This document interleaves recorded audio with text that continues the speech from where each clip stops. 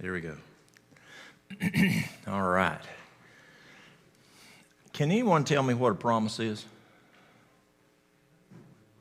A promise? Well, what is a promise?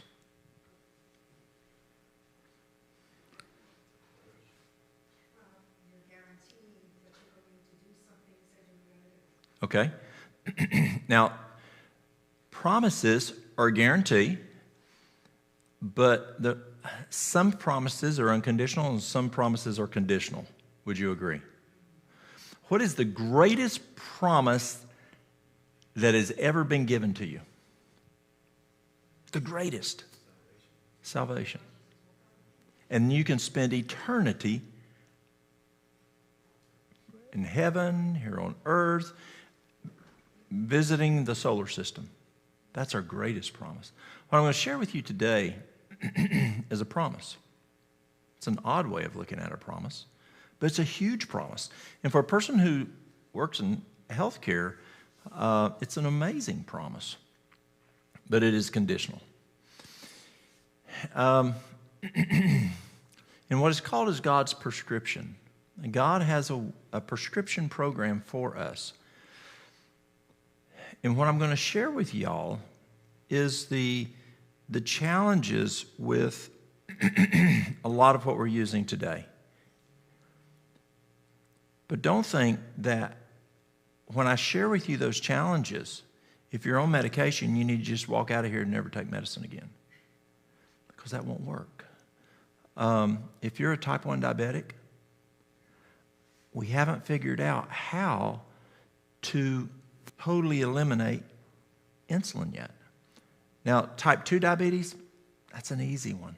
Over 98%, we can see a reversal of type 2 diabetes. Why? We've learned the physiology. In health, if you can find the root cause, remove the cause, the body heals. And in type 2 diabetes, that's easy to reverse type 2 diabetes. And then you don't have to take insulin anymore, or metformin, or whatever it is. Type 1 diabetes, yes, we can see that you may come in with type 1 diabetes and you're taking 60 to 80 units of insulin a day. It's not uncommon. If you apply what we've understood in physiology, we can many times bring you to 5 units of insulin a day, which is huge, is it not? It's huge. But we haven't figured out how to plumb totally. I'm close enough to the Kentucky line. Y'all can understand me.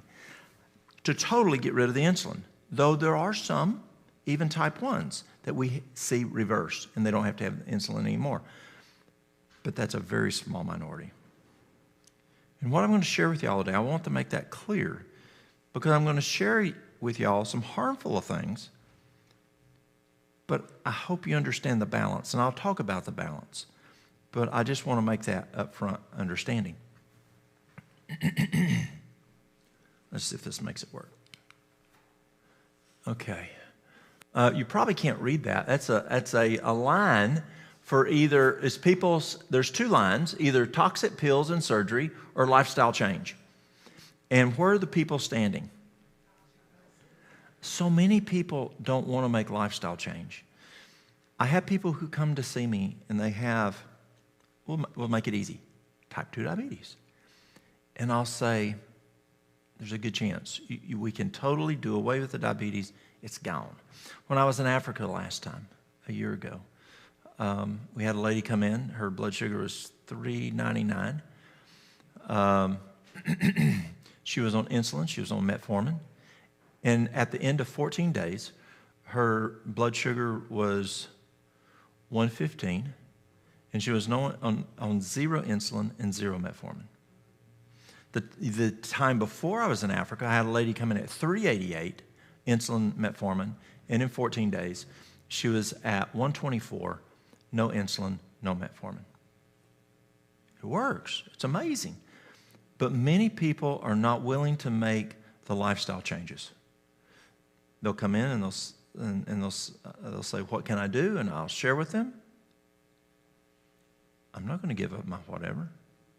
Whether it's the hog jaw and chitlins, or the biscuits and gravy or the bacon or whatever.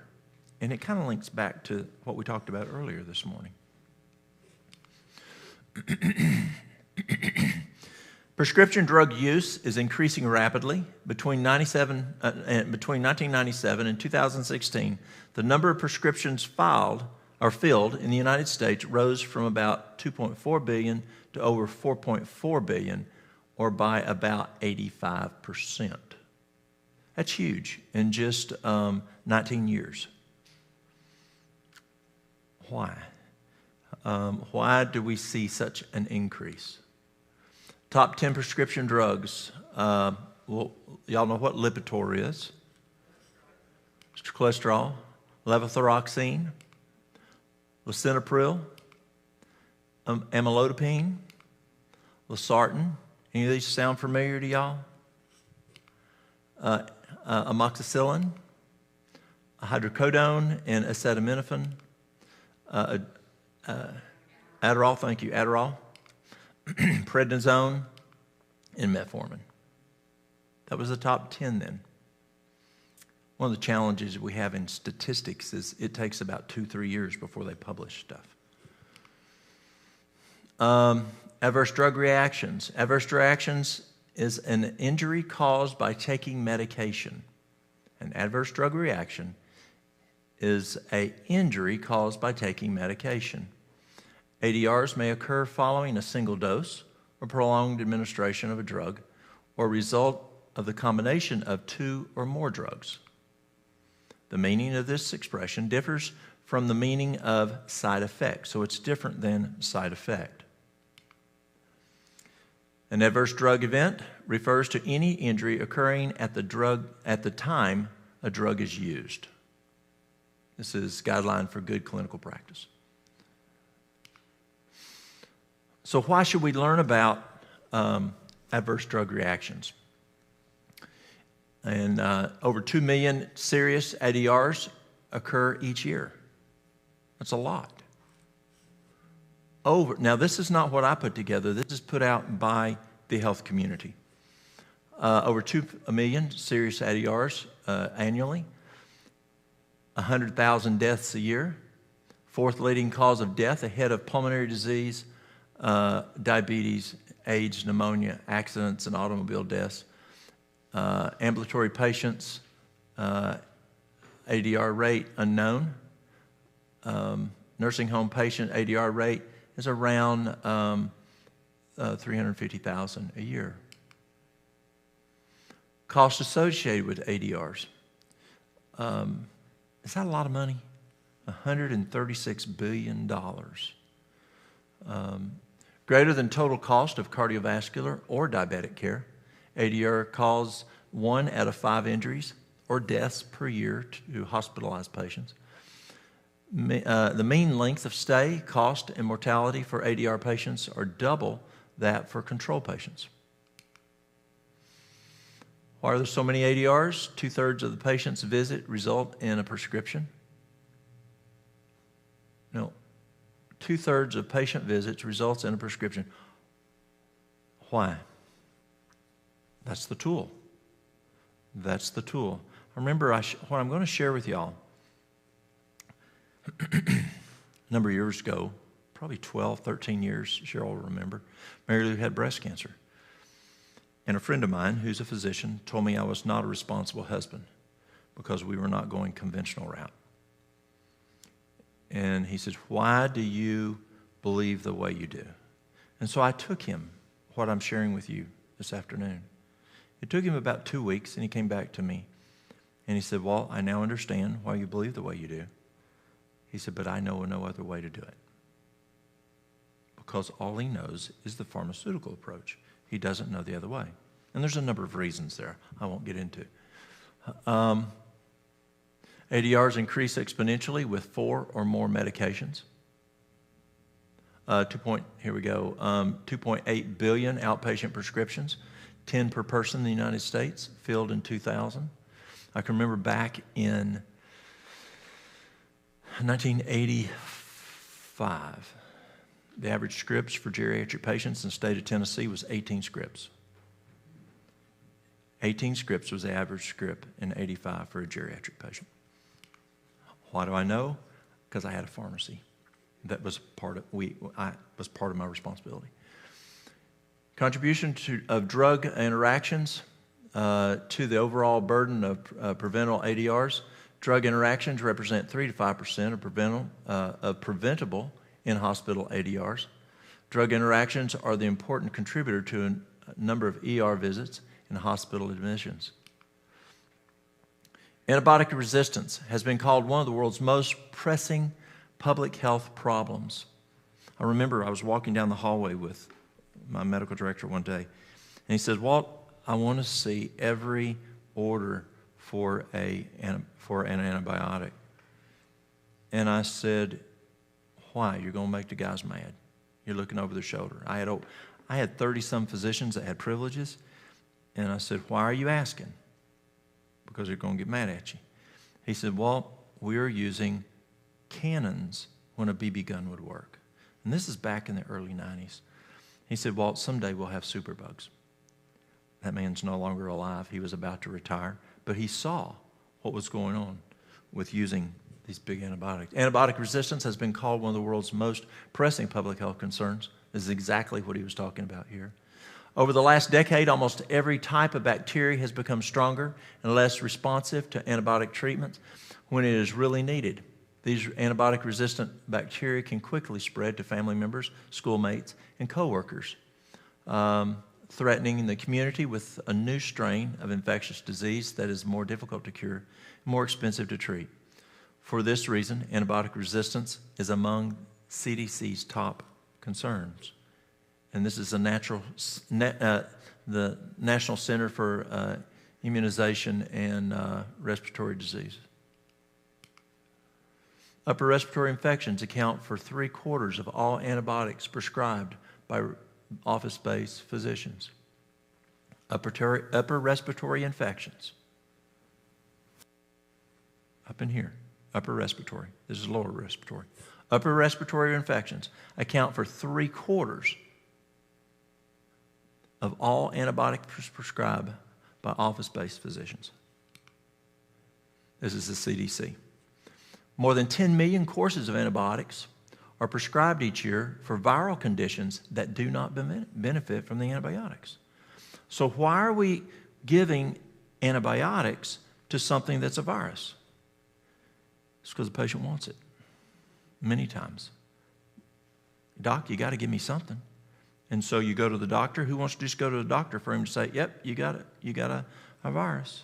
"No, I need something for it. Give me a pill." They want the pill. Antibiotic-resistant bacteria is a public health crisis.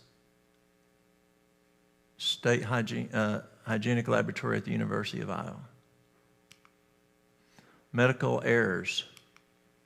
Johns Hopkins patient safety experts have calculated that more than a quarter of a million, 250,000 deaths, that's deaths per year, are due to medical error in the United States.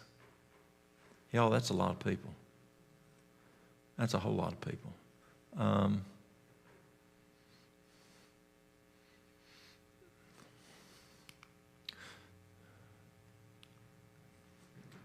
We're talking about coronavirus.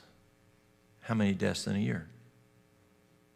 Well, we don't really know because the question is died with or died of. We had a guy, I have a buddy of mine who runs ambulance, picked up a patient who had multiple gunshot wounds. Patient died at the ED, emergency room, and they put on his death certificate that he died of coronavirus. He didn't die of, he may have died with, but he didn't die of. But let's say it is, over 500,000. Look at this right here.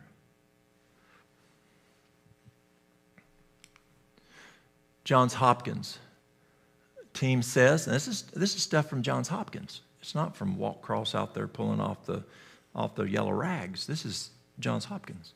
Johns Hopkins team says the CDC's way of collecting national health statistics fails to classify medical errors separately on the death certificate. The researchers are advocating for updated criteria for classifying deaths on death certificates. according to CDC, 611,105 people died of heart disease. There's your cancer. But look at this. Number 3.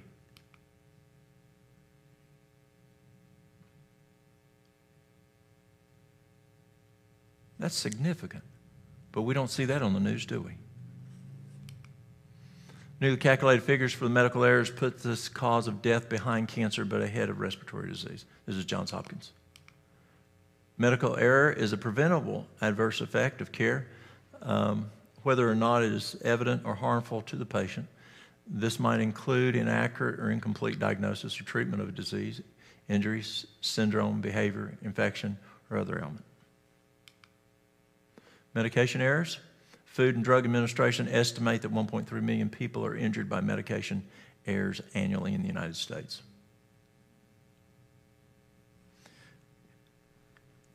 A good friend of mine called me yesterday morning, and he said, "Walt, I'm having blood clots come out of my nose." I said, "Anything else?" "Yeah, I'm bleeding from the mouth." I said, "Larry, what's going on?" And he said, "Have you done anything different?" I saw him just the morning before. I saw him Thursday morning. He said, "Well, I took the second shot Tuesday." Had a lady come in this week. It was probably Thursday or Wednesday. And this lady anywhere there was tissue that I could see, it looked like just a very, very bad chemical burn. And she said this has been going on for 2 weeks. Extreme pain, itching, burning. Her second shot was 2 weeks ago. Side effects. A side effect is usually regarded as an undesirable secondary effect of what occurs in addition to the desired therapeutic effect of a drug or medication. Side effects may vary for each individual depending on the person's disease state, age, weight, gender, ethnicity, and general health. Side effects can occur when commencing, decreasing, or increasing dosage, or ending a drug or medication regimen. Many side effects of medication may not be reported. Drugs.com. Who knows what this book is? The PDR. Yeah. Now, I remember I was speaking out at Loma Linda on this topic. That's an easy place to talk on this topic. It's kind of like being I was in Winston-Salem, North Carolina, doing stop smoking clinics. Grocery stores, radio stations, television stations would not allow you to put the ad up. Not in Winston-Salem. You might offend some of their customers who worked at RJR. So I was speaking there at Loma Linda, and I was talking to I get this line, literally the line of people wanting to just correct me. Stood from here to the door. And it was, "Walt, you don't understand. The drugs that you're talking about were those bad drugs back years ago, and the new drugs don't have side effects." And I said, "Do you have a PDR? This book right here?" "I have one." They even have a book here. It's called PDR, Guide to Drug Interaction, Side Effects, and Indications. I mean, they got just a book on that, even though the PDR even talks about side effects. Serious side effects of commonly prescribed drugs: cancer, death, heart issues.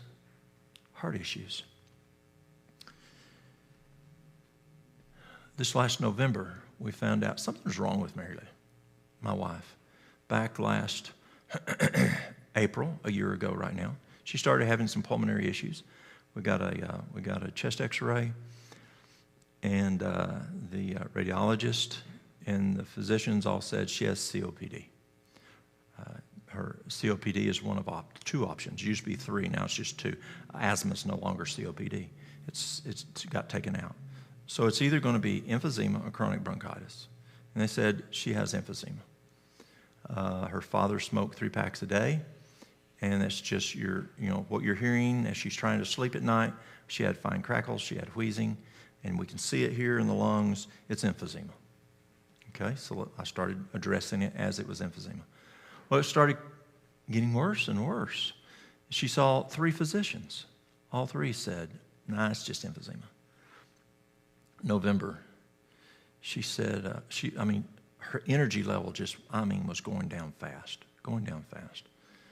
And I said, something's going on here. So I took her to a friend of mine who's a physician, and I said, we got to figure this thing out. What's going on? He looks at the x-ray, he looks at her, and boom, he just, tunnel vision on the x-ray. Yep, pulmonologist says it's emphysema. Then he calls me back. Get her back in here. He mentions his wife had passed away a couple years ago with something that was very similar to what Mary Lou was looking at. And he said, get her back in. So I took her back in. And started running a bunch of cardiac tests on her. And he says, Walt, she's in heart failure. Sent her to cardiology, 2 different cardiologists. We were talking total polarized in what they recommended. So I called a world-renowned thoracic surgeon out of California that he developed the machine that you can do surgery around the world and do heart surgery, and he teaches that. So I told him, here's what her situation is. He said, well, don't at all do one of those. It'd kill her. He said, go to Birmingham. So we went to Birmingham.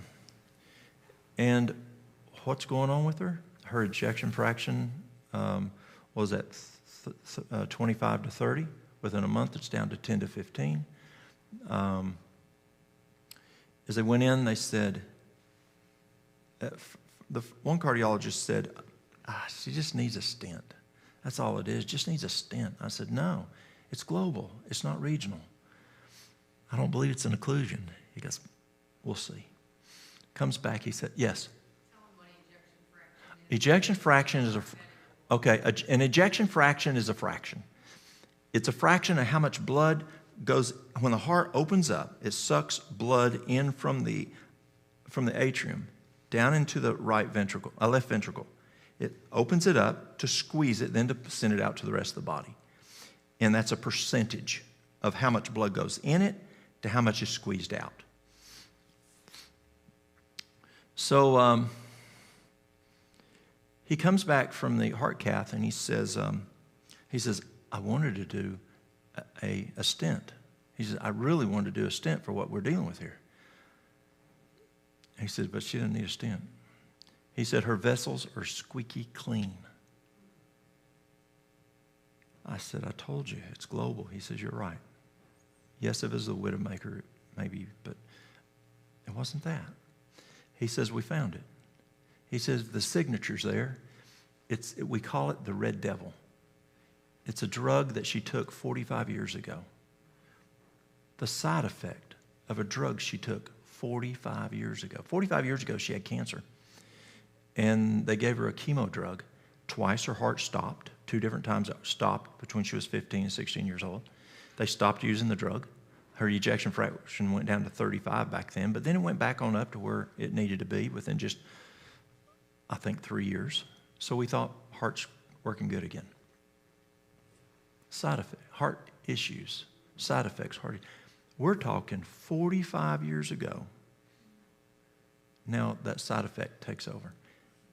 And she's in heart failure. Isn't that amazing?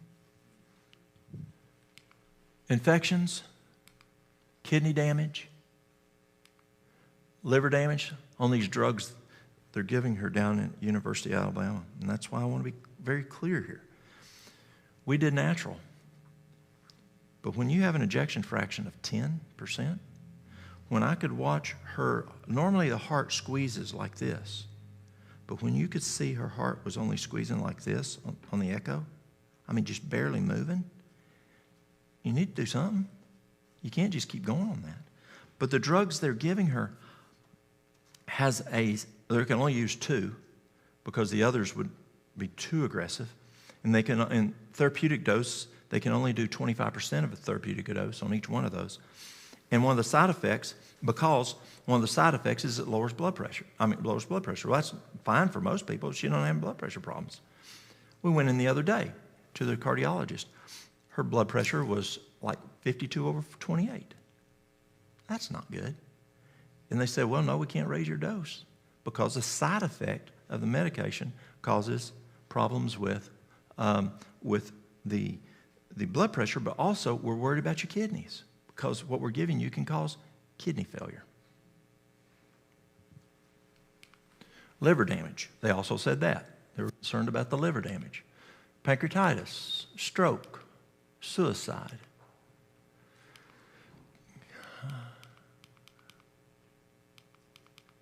I'm sorry, it's a double there. Nauseousness, diarrhea, rash, yeast infection, fever, weight gain, insomnia, nervousness, drowsiness, weakness, sweating, vomiting, nosebleeds, nasal irritation, heartburn, fatigue, dizziness, drowsiness, chest pain, loss of appetite, leg pain. What do you think about leg pain? Statins? A lady comes in one day. Well, I'm wrong. I'm in bed asleep at 4 o'clock in the morning. And a lady's overdosed. She's got hooked on a drug that's a painkiller for problems with leg pains. That can be a side effect of a medication. Or it could be you're deficient in magnesium, dehydration, potassium, iron, and we stack stuff. You know what I'm saying? But then what you're stacking may have another adverse issue. Constipation, painkillers are big for that. Bloating, tinnitus. The gospel and the medical missionary work are to advance together. The gospel is to be bound up with the principles of true health reform. Now, who's ever heard of true education? Anybody heard of true education? Then what's that mean? There must be false education, correct? Well, if there's true health, that must mean then there's false health. Or you just say health, correct? So the gospel and the medical missionary work are to advance together. Together. The gospel is to be bound up with the principles of true health reform. So, as we say, we look at true education. Our ministers should become intelligent upon this question. They should not ignore it, nor be turned aside by those who call themselves extremists.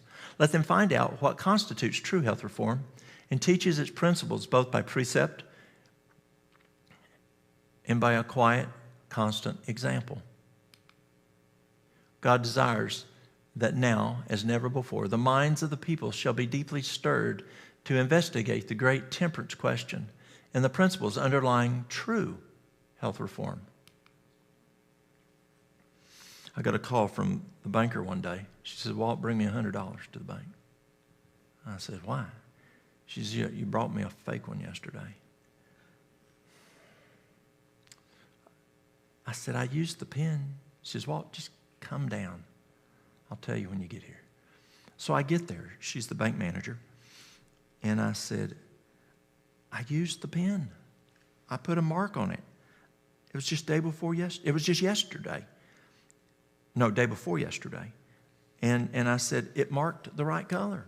She says, well, they can put a chemical on there that's in every household that will make it turn that color. She says, don't trust it. We got a banker here. Where's our banker? I saw him here earlier. He may be up there. There he is up there.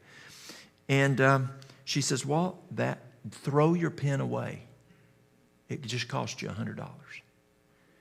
I said, so what do I do? She says, well, take your finger. And she says, you can go up here, up on his shoulder, and scratch it there. Or she says, you can take a toothpick or something, go underneath where that little blue thread-looking thing is there. And she says, they haven't figured that out yet. Now, I'm asking the banker fellow back there, is that still true? Okay. So she says, just scratch here if it's really rough. You're okay. Or put something up there. And I have not had a bad one come through again. that hasn't been detected. But how do you know the real money versus the fake money? You know the real money. They tell me at the bank, they teach them what real money looks like. And then when you look at fake money, oh yeah, that's fake. Again, we look at education, true education.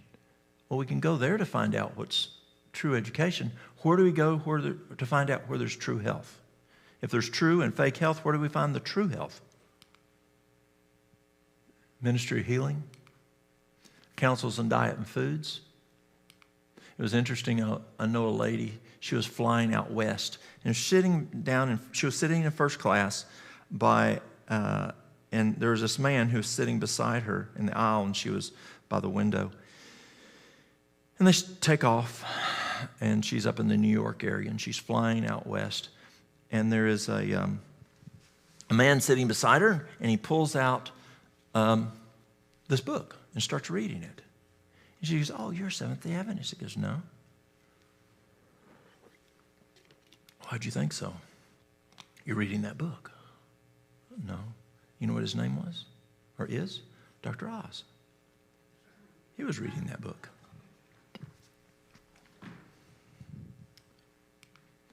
Temperance. I read from that this morning. The first quote we looked at this morning was page 12 of that book. Medical ministry. Excellent. If you want to learn about brain, you need to understand the brain. 2 volumes right here, Mind, Character, and Personality. And what's the best book? I thought I had it up there. What's another great book to learn true health? Matthew, Mark, Luke, and John. And then the rest of the Bible. It does tell you true health.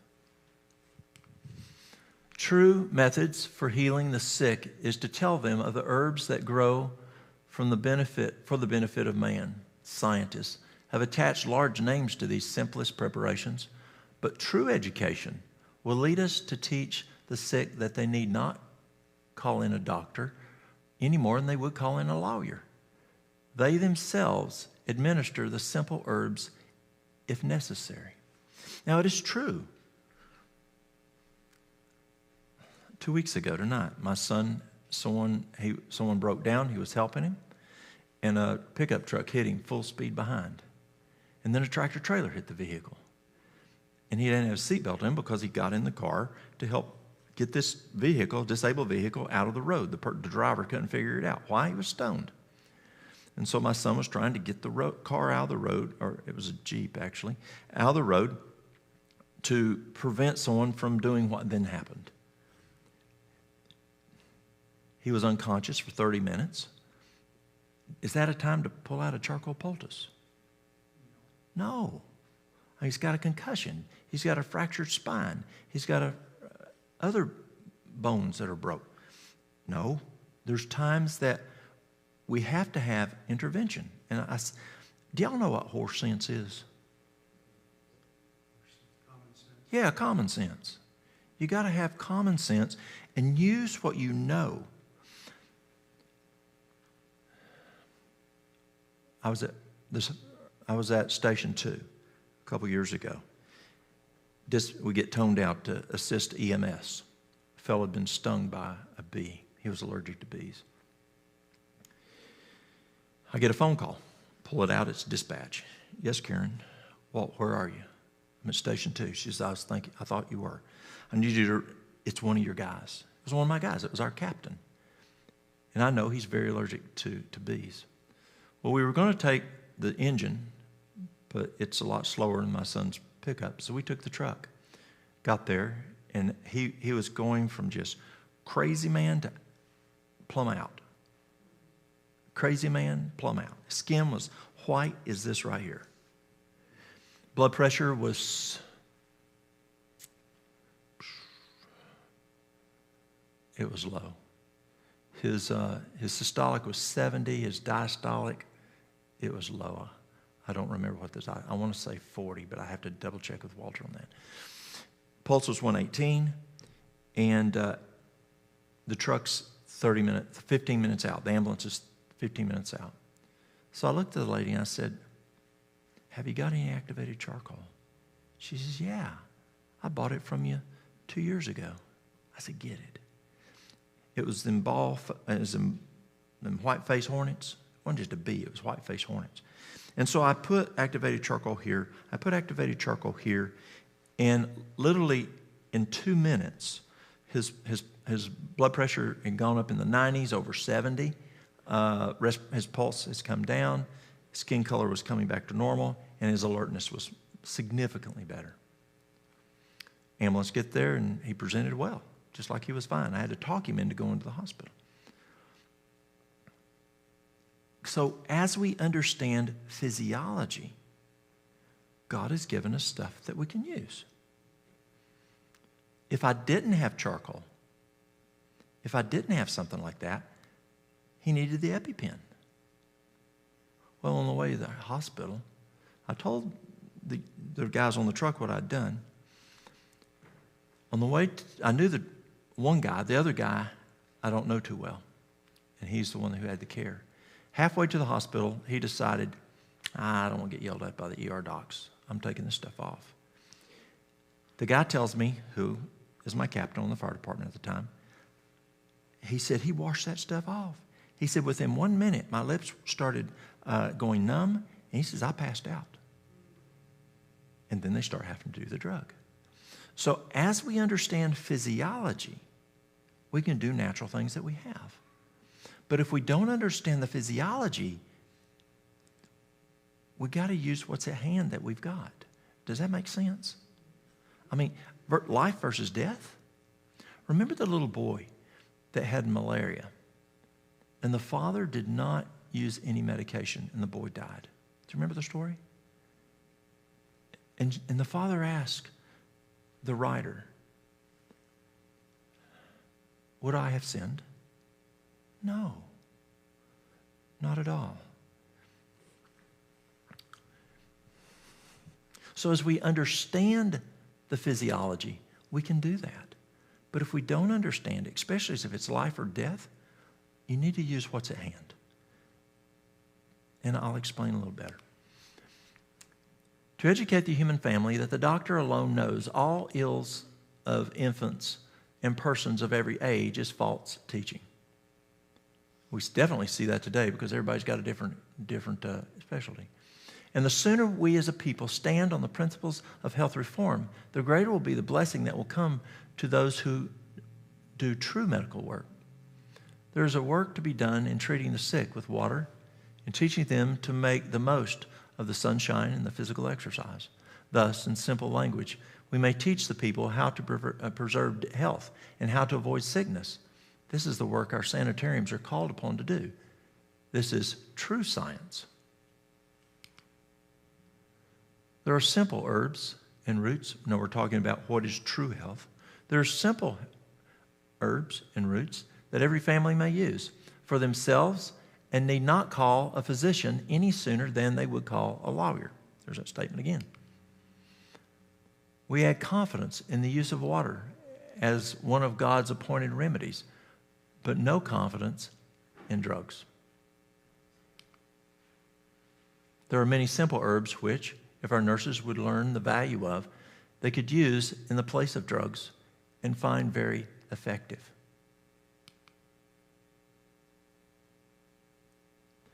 In the Savior's manner of healing, there were lessons for his disciples, Matthew, Mark, Luke, John. On one occasion, he anointed the eyes of a blind man with clay and bade him, "Go, wash in the pool of Siloam." He went his way, therefore, and washed, and came seeing. The cure could be wrought only by the power of God, of the great healer, yet Christ made use of the simple agencies of nature. And this is very, very important. The only healing is from Christ.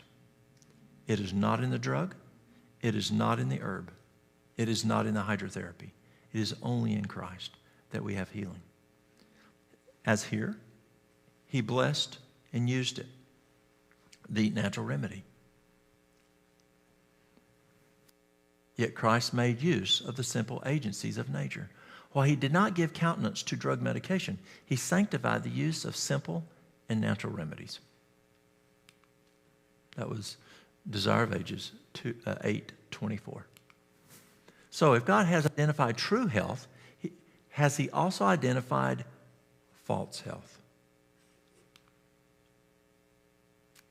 The light given me was that the sanitarium should be established, and that in it medication should be discarded, and simple, rational methods of treatment employed for the healing of disease.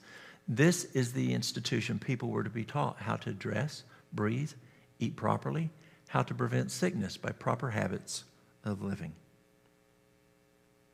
And it's interesting, the Surgeon General in the United States has identified 5 of the top 10 chronic diseases as preventable or treatable, both preventable and treatable, by diet. Now, I believe those other 5 could also possibly be on there. So, as we look at proper habits of living, lifestyle, and we take advantage of those 8 laws of health. Several years ago, I had a couple come in from Knoxville, and they had some health issues. And they sat down. She went to the restroom. Her husband's sitting there. And I have this banner standing there, and it's freestanding, and it has the 8 laws of health. And he's sitting there waiting on his wife to come so we can start. And he looks at it and he goes, "That's it." I said, "What?" He goes, "That's it." I said, "What?" He goes, now this guy, they're both in their later 60s, about retirement age. He says, "I have worked in health care all my career. Those items are the keys to health." He just said, that's the answer. That's the key. Have you ever taken a test and the professor, and it's where you fill in the dots, and they have a little thing, a little cheat sheet they put on top that has holes put in it, and if there's nothing written in the circle, they put a little red mark. You ever seen that? You know what I'm talking about? The answer sheet. The answer sheet is those 8 laws of health. I can sit down with a person, and they tell me their health concerns, and then I ask them about following those 8 laws of health. And the majority of the time, by the time we finish, I have a very good understanding of why they have the problems they have. Because they're not following those basic 8 laws of health.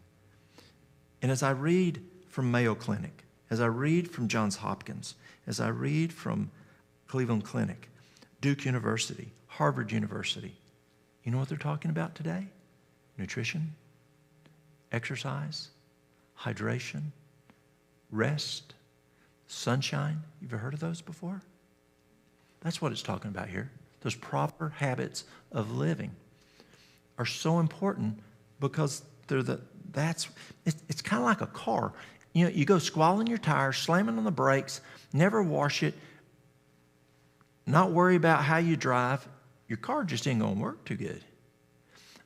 Growing up on the farm, a great way to get a whooping was to take the tractor out and not have checked the oil and not have greased it. Because my granddaddy and my dad understood the importance of the tractors. That is, whoever grew up on a farm. Anybody? Anybody live on a farm? That's what made it or broke it. I mean, it's either use that at the volume of acreage you have, or if you don't have that tractor, your acreage significantly diminishes on what you can manage. And that tractor is what makes or breaks your finances on that farm. Take care of it. Take care of what you have. If you don't grease that tractor, grease the implements, it wears out faster, and you ain't got the money to replace it. The body is very similar. You got to take care of it. The Lord has taught us that taught us that great efficacy for healing lies in a proper use of water. These treatments should be given skillfully.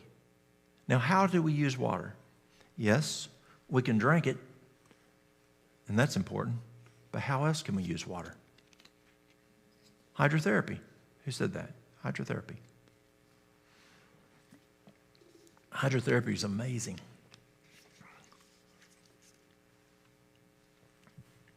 These treatments should be given skillfully. with knowledge. We have been instructed that in our treatments of the sick, we should discard the use of drugs. There are simple herbs that can be used for the recovery of the sick, whose effect upon the system is very different from that of those drugs that poison the blood and endanger life. Someone this week, what was they came in with? I think it's strep throat. Now, strep can be serious, yes? But normally, if you use, and they'd used medications, and they weren't able to get rid of it. And we used 1 cup of water, 1 teaspoon of golden seal, made an infusion, gargle every 2 hours for 2 minutes, swallow. Normally, strep is gone in 1 day. And it's, God is, if we understand the physiology, God, then we understand how we match, the things in nature, we can have huge, huge benefit. But the key is understanding physiology. And that's our problem. We don't understand physiology enough to get fully here yet. There are simple herbs that can be used for the recovery of the sick, those effect upon the system, whose effect upon the system is very different from that use, those who use drugs that poison the blood and endanger life. Those who make a practice of taking drugs sin against their intelligence and endanger their whole afterlife. There are herbs that are harmless, the use of which tide over many apparently serious difficulties. But if all would seek to become intelligent in regard to their body's necessities, sickness will be rare instead of common. An ounce of prevention is worth a pound of cure. It would have been better if, from the first, all drugs had been kept out of our sanitariums, and the use had been made of such simple remedies as are found in pure water, pure air, sunlight, and some of the simplest herbs growing in the field. It would be just as efficacious as the drugs used under mysterious names and concocted by human science, and they would leave no injurious effects in the system. Again, look at the injurious effects that Mary Lou is having by just taking these 2 meds. Blood pressure, what did it drop to? 52/28? Is that an injurious effect? Yeah, it is. What about the kidney issues they're worried about? So there's side effects you've got to be so careful with. In regard to the matter of prayer for the sick, many confusing ideas are advanced. One says, he who has been prayed for must walk out in faith. Now, there's a big problem here. There is a trending. What's the word I'm looking for? Winds of what? Winds of doctrine. False understandings. There's a word for that. There's a belief out there today that all you have to do is pray. And if you count on anything other than prayer, it's a lack of faith. Though prayer is the power, God also has given us natural remedies. And so I believe it's an injustice to throw away that whole issue of natural remedies. But as there were then, there are today people that say, you don't have to use natural remedies, you don't have to do drugs, you don't have to do anything. Just pray that God will keep you alive and will heal you. Yes, God can do that, but God has given us other means also. You could say, God, keep me alive. Now I'm going to eat never a bit the rest of my life, and I'm going to drink no more water. And God's going to say, listen, I gave you a brain, I gave you food and water, now use it. You know what I'm saying? He gave you things, and it works together. But in regard to the matter of prayer for the sick, many confusing ideas are advanced. One says, he who has been prayed for must walk out in faith, giving God the glory and make no use of remedies. If he is at a health institute, he should leave it at once. Now, this is false belief. I know that these ideas are wrong, and that if accepted, they would lead to many evils. It is no denial of faith to use rational remedies judiciously. Water, air, sunshine. These are God's healing agencies. The use of certain herbs that the Lord has made to grow for the good of man is in harmony with the exercise of, there's that prayer, having the faith. For it is not the herbs that heal, it is God that heals. But he blesses those. Then shall physicians continue to resort to drugs which leave a deadly evil in the system, destroying that life which Christ came to restore. Christ's remedies cleanse the system, but Satan has tempted man to induce into the system that which weakens the human machinery, clogging and destroying the fine, beautiful arrangements of God. Drugs administered to the sick do not restore, but destroy. Drugs never cure. Instead, they place They place in the system seeds which bear a very bitter harvest.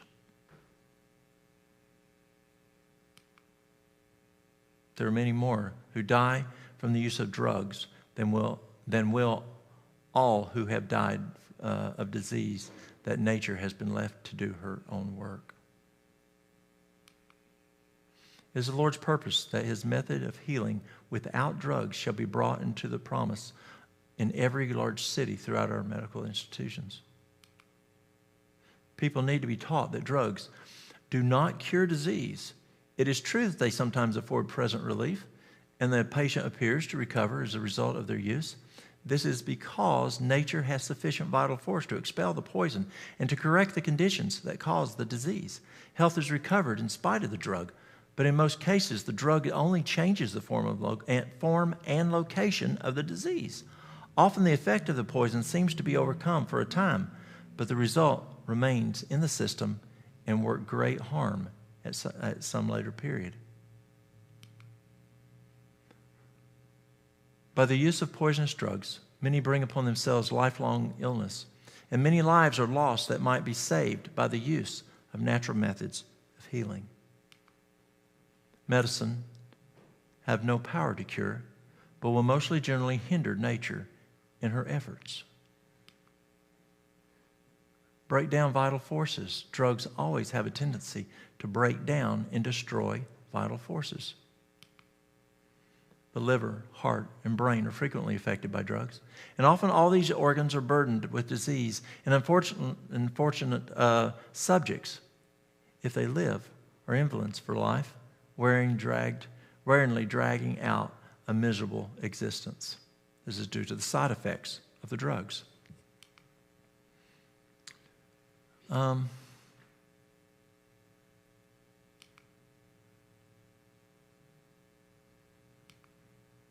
So what is God's counsel? What are we supposed to do? Those who desire to become missionaries are to hear instructions from competent physicians who will teach them how to care for the sick without the use of drugs.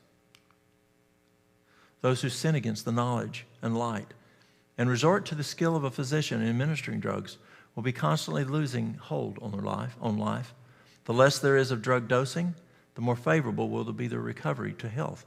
Drugs, in the place of helping nature, are constantly paralyzing her efforts. In the work of healing, let physicians work intelligently, not with drugs, but by following rational methods. Then let them, by the prayer of faith, draw upon the power of God to stay the progress of disease. This will inspire in the suffering one's belief in Christ and the power of prayer, and it will give them confidence of our simple methods of treating disease. This lady comes in one day, and I'm talking to this fellow who has diabetes. And Mary Lou comes over and she says, "You need to help these people." This lady. So I got up and went to talk to her. I excused myself. And this lady's squalling. Y'all know what squalling means? Y'all know what squalling means? She's crying. And I said, "What's wrong?" She said, "I just left the doctor." She says, "My husband's a 10 out of 10 in severity. He's going to die. I just left the drugstore, CVS drugstore, and they said there's no drug that will work." Who's heard of MRSA? Anybody heard of MRSA? Well, who's heard of MRSA that is resistant to even vancomycin? It's vancomycin resistant, and that's what this man has. And the pharmacy said, "There's nothing else that we have that we can give your husband." And she's just saying, "You have to, please." She's pleading. And they said, go across the street and see Walt. See if there's something he can help you with. So she comes in, and that's what's happening. And I said, ma'am, I said, does your husband believe in God? And she said, no.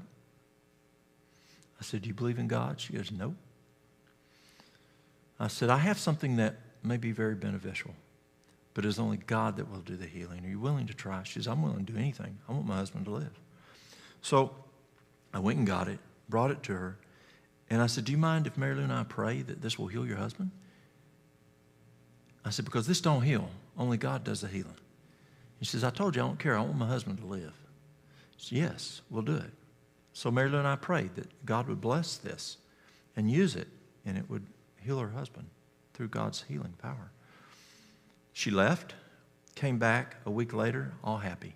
And she says, my husband's only a 4 of 10 in severity. And I don't know what they used as the physician was using as a gauge. And she's gone. 2 weeks later, she comes back. I mean, she's really happy. She says, we just came from the physician. He's totally healed. There is no infection. Gone. Plumb. Gone. And then she tells me, my husband now believes in God. And she said, and then she leaves. She leaves. Now, this is back in 2005. A year ago, January. I'm at the herb cabinet. I have a big herb cabinet at work, and I'm there working, doing some things. This lady comes in. She says, my husband is wanting to quit smoking. What can I give him? And I said, well, you can give him 3/4 of a cup of lemon juice, 1/4 of a cup of honey, and 1/3 of a teaspoon of peppermint essential oil. Mix it together. Have him take a nip anytime he gets a hankering. Now, y'all know what a nip is. Are we close enough to Kentucky? Okay. And a hankering is a desire for. And she's, okay, good. She writes it down. She's heading out the door, and she's almost out the door. I said, wait a minute. And she steps. I said, don't forget the most important thing. And she says, what? I said, prayer, that God will bless that smoker's blend. And she says, you don't remember me, do you? I said, no, ma'am. She comes back in. She starts telling the story. And it was that lady. And I said, I got something to ask you. Number one, is it the same husband? Yes. Did it ever come back? No. I said, does he still believe in God? And she said, oh, yes. I said, I didn't get to ask you a question before you left. Do you believe in God? She goes, oh, yes. She says, and she was literally standing where she was the first day she came in. She says, it all happened right here. And I said, so what are you doing now? What are y'all doing spiritually?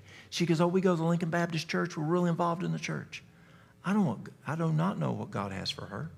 But that's what it's talking about here, is that God, such work will be a means of directing minds to the truth and will be of great efficacy in the work of the gospel ministry.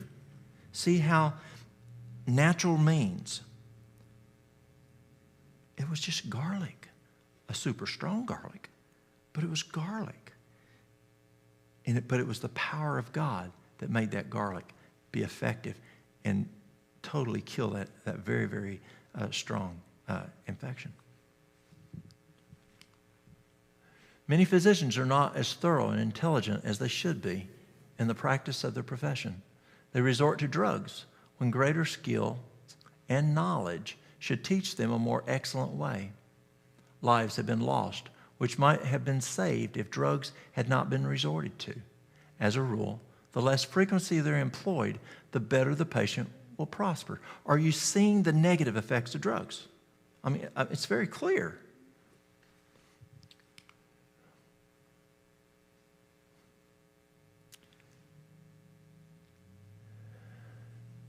So Walt, why is your wife in Birmingham at UAB taking drugs? If you've read here that she shouldn't be taking drugs, it is this right here is the reason that when they told me the situation of Mary Lou, I had to try natural. And we did natural for almost 2 months. But she got much, much more serious. She got to the point that there wasn't much left of a heart to beat. So what do? Do I just say drugs are bad and not go there? Or do I listen to this paragraph right here? And it's this paragraph that convinced me to go to Birmingham. And this is what it says. When physicians understand physiology in its truest sense, the use of drugs will be very much less. Now, what's it saying here? When physicians understand physiology in its truest sense, their use of drugs will be very much less. And finally, they will cease to use them at all. When do they cease to use them at all? When they understand physiology. See, yes, there's some things that we really can help with heart disease, but at the state at which she's at right now, I don't have that knowledge. Buddies of mine that I call that are physicians who do natural don't have that knowledge. So until we have that knowledge, and if a person has an ejection fraction of 10 and their heart is just barely moving like this, then you use the drugs. That may have some benefit because what we're using isn't working fully. There's benefit, but it's not working fully. Am I saying the drugs are going to work? I don't know. We don't know. We know that the drugs have a 50% effectiveness if they're used at full therapeutic dose. That's the science. But she's only at 25% effective dose, 25% of the effective dose because her heart cannot handle, her body can't handle the side effects. So that 50% is not even a valid number. So, when physicians understand physiology in its truest sense, the use of drugs will be very much less, and finally, they will cease to use them at all. The physician who depends upon drug medication in his practice shows that he does not understand the delicate machinery of the human organism. So what is that saying? A physician who just says, I just use drugs, it says doesn't understand physiology. So as I conclude with this, yes, we've learned from the medical community that there's a lot of problems with drugs usage. The numbers are out there. Yes, we've learned here that drugs have a lot of harm. What is the bottom line? We need to understand physiology better than we do pharmacology. We do not understand physiology enough. God has given us a promise right here. Is this not a promise? If we understand physiology in its truest sense, we can get rid of drugs. Is that not what it says? And we will have effectiveness. The problem is we're not there yet. And our challenge is that we need to study physiology and continue studying physiology. Because I can tell you, when I left healthcare 21 years ago, and I told my boss that I was going to go to a place that reversed type 2 diabetes. My boss told me I was crazy. Because back then, the majority in healthcare didn't understand you could reverse type 2 diabetes. Today, they're seeing that. But 21 years ago, they didn't. And then I said, even some people with type 1, you can really benefit. And then my boss said, Walt, you're stupid. There's no way. You're going to ruin your reputation. There is no way. Why? Because they did not understand the physiology. And so, so basically what I'm saying today, let's take the physiology we understand and let's use it to the max. There are things that we can do to, like the charcoal poultice for that young fella. It worked. I remember my daughter, this is back when I was still in regular health care. It was a Sunday, and she came to me and she said, Daddy, look at my leg. And she had her calf was red, hard, hot, and this very necrotic-looking wound that was about this big. So I took her to my neighbor, a retired doctor. And I said, Doc Mundy, what is that? And he goes, Virginia, ignored me. He goes, Virginia, give me a charcoal poultice. He put a charcoal poultice on it. And he said, come back tomorrow night. I said, Dr. Mundy, what is it? He goes, come back tomorrow night. Would not answer my question. Took her home, went to work the next day, left in time to take her back up there, and took it off. The redness was gone. The hard was gone. The heat was gone. It looked much, much healthier. I said, okay, Dr. Mundy, what was it? A brown recluse. He knew that if he told me what it was, I would have taken her to the emergency room. They would cut that area out because that's what they did then. And so God has given us simple treatments. I had a lady call me. No, what was it? A man or a lady called me. Was it yesterday? With pink eye. Pink eye is just a simple thing, isn't it? It is simple. Just use some. You can use breast milk. You can use human breast milk. You can use goat breast milk. You can use cow's milk, fresh. You can use all kinds of stuff. You can put salt in the eye. That's what we did to our cows. We catch a cow not looking. If we bought some cows that had some pink eye, you just throw salt in their eye, and that would take care of the pink eye. That's a little harmful to the eye, according to the vets, but it worked. We don't do that to people. But the golden seal, make a golden seal tea, strain it through a coffee strainer, and then put it in the eye. Pink eye's gone. Hypertension. There's a number of things that we are able to address because we have the knowledge. So why use the drugs if we know the harmful effects of the drugs? But if we don't know how to address it, then if it's life and death, then you may need to do it. I remember when I was in regular health care still, and the guys at work, I got some lab. My cholesterol was 288. And the guys at work said, Walt, you got to go on a statin. Look at your daddy, look at your granddaddy. They all have cardiac issues. You got to take a statin drug. Well, you work in healthcare. You know the side effects of them. So I thought, well, let's see here. If you go on a total, if you have hypertension, you go on a no added salt diet. Let me go on a no added cholesterol diet. So I went on a no added cholesterol diet, and in was it 3 months, 6 months, 3 or 6 months, my cholesterol was 104. 288 to 104. I just quit eating cholesterol. And what it was, I was not genetically predisposed. I was East Tennessee predisposed. Because I ate what my daddy ate. My daddy ate what his daddy ate. And so what I encourage y'all to do today is study physiology.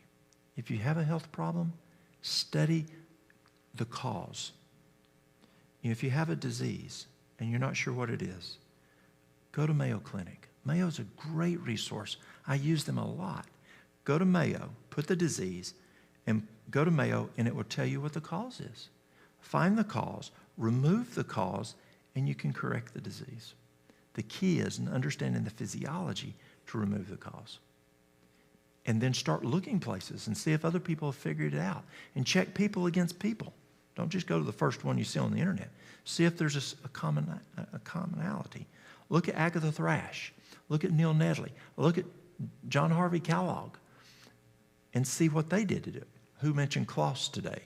You mentioned Kloss. Kloss, great information. And then when you can't find it, and you pray, God, show me. And if it's life-threatening, then yes, I believe we apply this right here. Until we understand it. And then when we finally understand, then we can cease to use them at all. But until we fully understand the physiology on life-threatening diseases, we've got to use this. But just because you don't know yet, do your searching, do your due diligence. Find out if someone else has found out a way to do it, because drugs have a lot of side effects. They have a lot of harm to the body. All right. I think we have question and answers. Okay. Any questions and answers? Or questions that y'all might have on, in general, health issues? This really wasn't a question, but in regard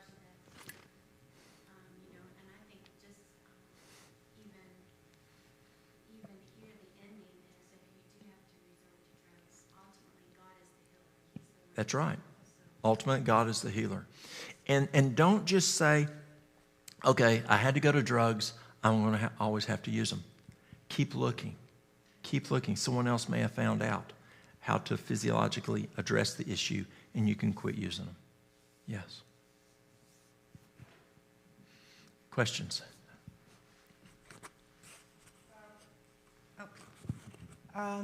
Just, for common knowledge, my boyfriend had cancer about 10 years ago, and we had to make a choice as to do chemo and radiation or go natural. And we chose to go natural. And I researched during the time he had the cancer, 3 years. I kept researching and found that there were very few alternative doctors that would work on cancer, for one thing, because the medical institution was totally against it, and they would go after the doctors that would say they were going to cure cancer. They could say we're going to treat you, but they couldn't tell you they were going to cure you. It was against the law.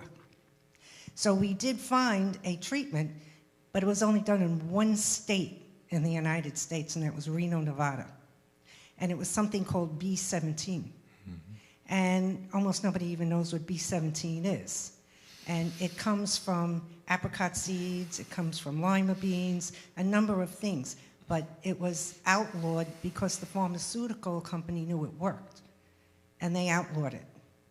And so we went to Reno, we did chemo, we did the B17, we did vitamin C therapy, intravenous, and we did hydrogen peroxide, intravenous. And then I put him on a number of other juicing and all kinds of things, but you had to have faith in it.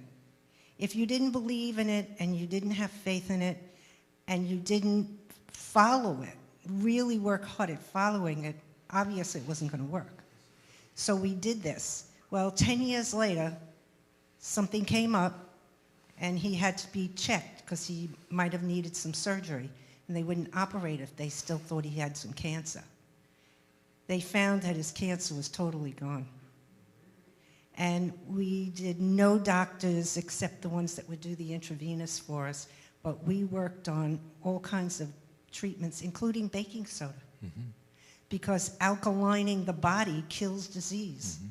And if you can alkaline your body the proper way, you can kill other diseases that are in your body, the flu, viruses, all kinds of things. And it's knowing what's out there for you and what works with what, and do your own research. And if you need a doctor to help you, obviously find one that's in the trade that you're looking for that can really help you along with your natural cures. Let me share something very important in that line. A year ago, I had a phone call, January, from a schoolmate of mine. She went to high school and college together. We were in music together. And she said, Walt, you need to call Sis. And her sis was my classmate. We also went to high school and college together. And she says she's really sick. You need to call her and see how she's doing. See if you can help. So I called her. She's a physician. Her husband's a physician. I went to college with her husband also. And she found out, and this was January, and around Thanksgiving, she started noticing some issues. She's a physician. She ignored it because of family, Thanksgiving, Christmas, she ignored it. Finally, January, she went and got checked out. And she found out that she had breast cancer metastasized to the liver and also to the lymphatic system. And they had told her that if they did everything, and that she would not make it past June. And she said, well, I need help. She said, some things that need to happen before, family-wise, I need to be there from a spiritual standpoint. And so I sent her a list of things. And she called me back. She said, what do I do? I said, I don't know. Ask God what you need to do. I sent her 3 pages. A lot of every one of the items you just mentioned were on there.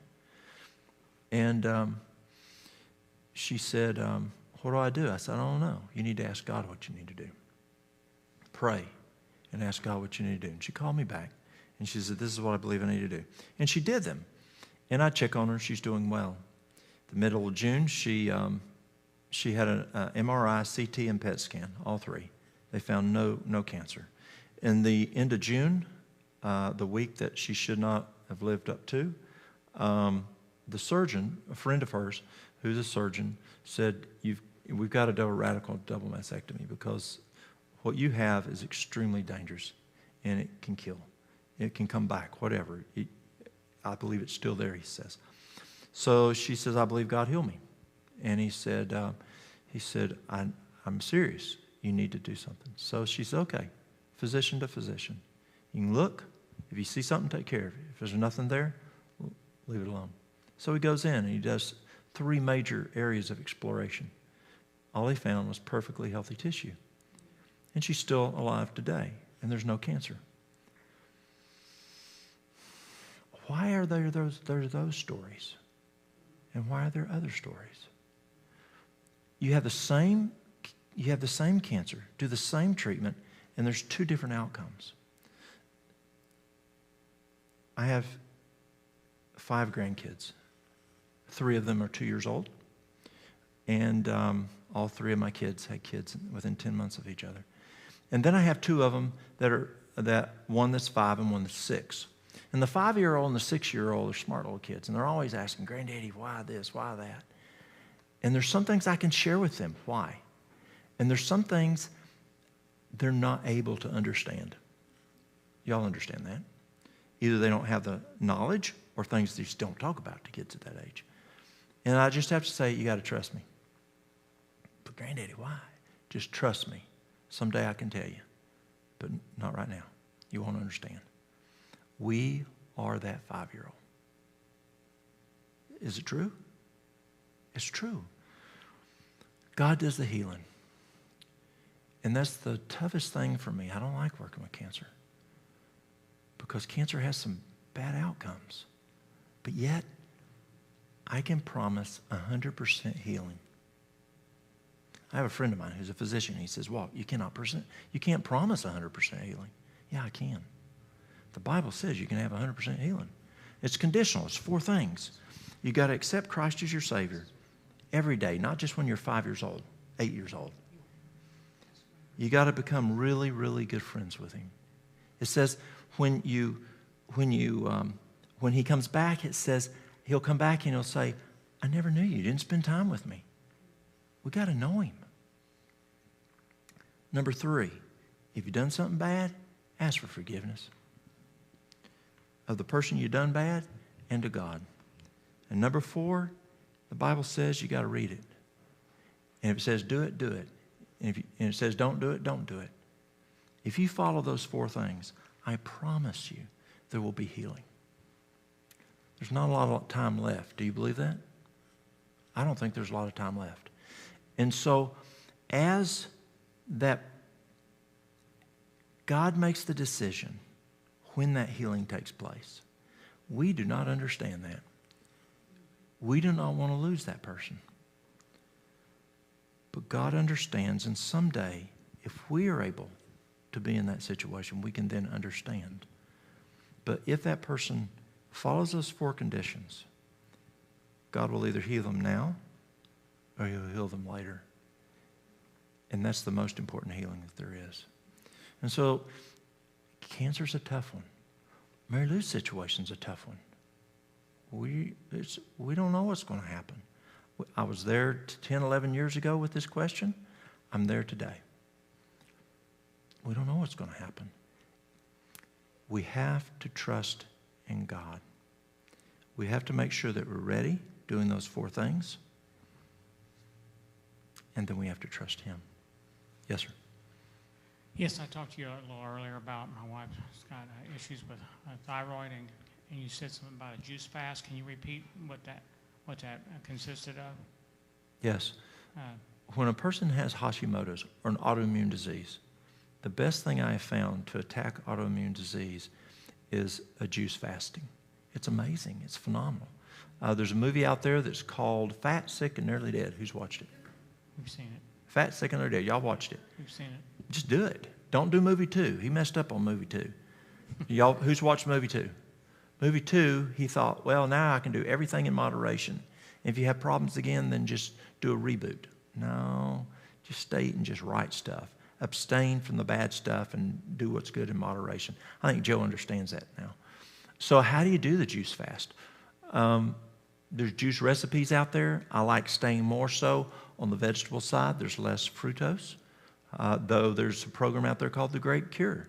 And I made a lady one time that she had uterine cancer, and she did the Grape Cure, which is only drinking grape juice, Concord grape juice, and God blessed it, and she lived. And lived many, many years. I mean, I want to say she was in her 50s, and she died well up in her 80s. So she lived a long time. Juicing, and you can do like Joe did, where you're doing 16 ounces, 3 to 4 times a day of juice. And what juicing does is, but you don't want to drink the juice. You don't want to drink the juice. You want to chew the juice. And the reason is, where does digestion physiologically start? Well, digestion actually starts in the eyes. Did you know that? Did you know that digestion starts in the eyes? In the nose? When you see something really pretty, it looks good, like, ooh, that looks good, and you can smell it. Who's ever seen an orange or smelled an orange and your saliva starts? So they tell us that it actually starts in our eyes and in our nose. But actually where it really starts breaking down is in the mouth. The mouth has several things. It's got to puree the food to baby food. Outside raw food, there's a protector. And you have to break down that protection. You could blend it. You can cook it. But if you're eating an apple, you're eating an orange, if you're eating salad, if you don't thoroughly break it down to baby food consistency, you don't have proper breaking down. The enzymes can't get to it properly. The other thing that happens is your amylase, the protease, the lipase that's in your saliva, the more you chew, the more of the digestive enzymes are there. A lot of the food doesn't have the digestive enzymes today. That's why we want heirloom seeds versus hybrid seeds. Most of our food today is hybrid, therefore it doesn't have the enzymes in the food. And what happens is when it goes into that first part of into the stomach, the first part of digestion, which is usually 30 to 45 minutes, or for most of us in this room, all of us in this room, no, not you, but most of us in this room, you're not 60 yet, are you?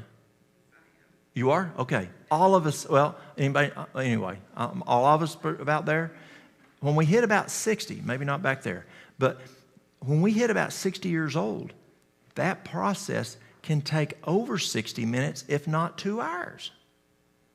It's just the way it is. And so, unless you have added digestive enzymes. So we've got to mix the amylase, the protease, the lipase into the food, because one breaks down fats, one breaks down proteins, one breaks down carbohydrates. Have you ever mixed concrete and wheelbarrow? Okay. Ladies, ever make a cake? Okay, so you got your wheelbarrow. You pour in your sackcrete, you pour in your water, you move it 2 or 3 times. Is it ready to pour in the hole? You make your cake. You pour in the powder, you pour in the liquid, you take your spoon, stir it. Is it ready to go in the oven? You take a mixer to it. The powder has to soak up the liquid. Yes? The food has to absorb the amylase, the protease, the lipase. As I talk to kids, oh, there we go. We got one that's not 60 yet. As the kids, I talk to them in school. I tell them it's got to soak up the spit, because they know what spit is. They don't know what saliva is, but they know the spit. In the saliva is the digestive enzymes. It's got to soak into the food. And then it goes down in the stomach, and it spends about 30 to 60 minutes breaking it down. Stomach expands, and the hydrochloric acid starts developing. And hydrochloric acid does not digest food. Hydrochloric acid only makes an alkaline condition in which other enzymes can start breaking the food down. Well, when the pH drops down below 5, these guys don't work as well. Now you're in that more acidic area, and now we're taking other enzymes are doing their job.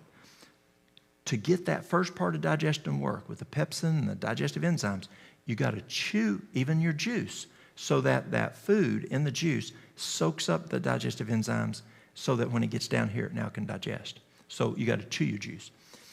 And juicing is, well, when you don't juice, you're eating food with fiber. It takes as much vital force to digest that food as it does to go to the gym and work out. Right now, Mary Lou, they tell her eats a small meal. Why? The second major thing that the heart does is digestion, energy-wise. So they tell her, don't eat big meals because it's too much, what's the word I'm looking for? Energy from the heart. So you want to, when you're doing a therapeutic diet like that, if you juice, it's in the blood within 15, 20 at the most minutes. And it doesn't take as much energy, and food has energy, so you actually net more energy by juicing because you're not spending a lot of energy to break down in digestion. And that energy can go to healing the body. And plus, when you just plum juice, you know what I mean by plum juice? Only juice. When you only juice, you're not eating Twinkies. Or you're not eating bread. Or you're not eating something else that is causing challenges on the body. You're just doing juicing. Well, I guess you're saying that would help the thyroid to heal easier. Does it expel toxins as well? It does. When people come in and ask me for the best detoxer I have, I'll tell them to juice fast. It's a great detoxer. And what's the name of that company? You was telling me that they're working on a new product for healing.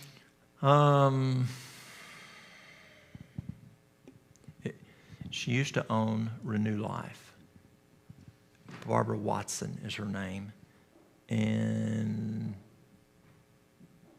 I don't remember. The old company was called Renew Life.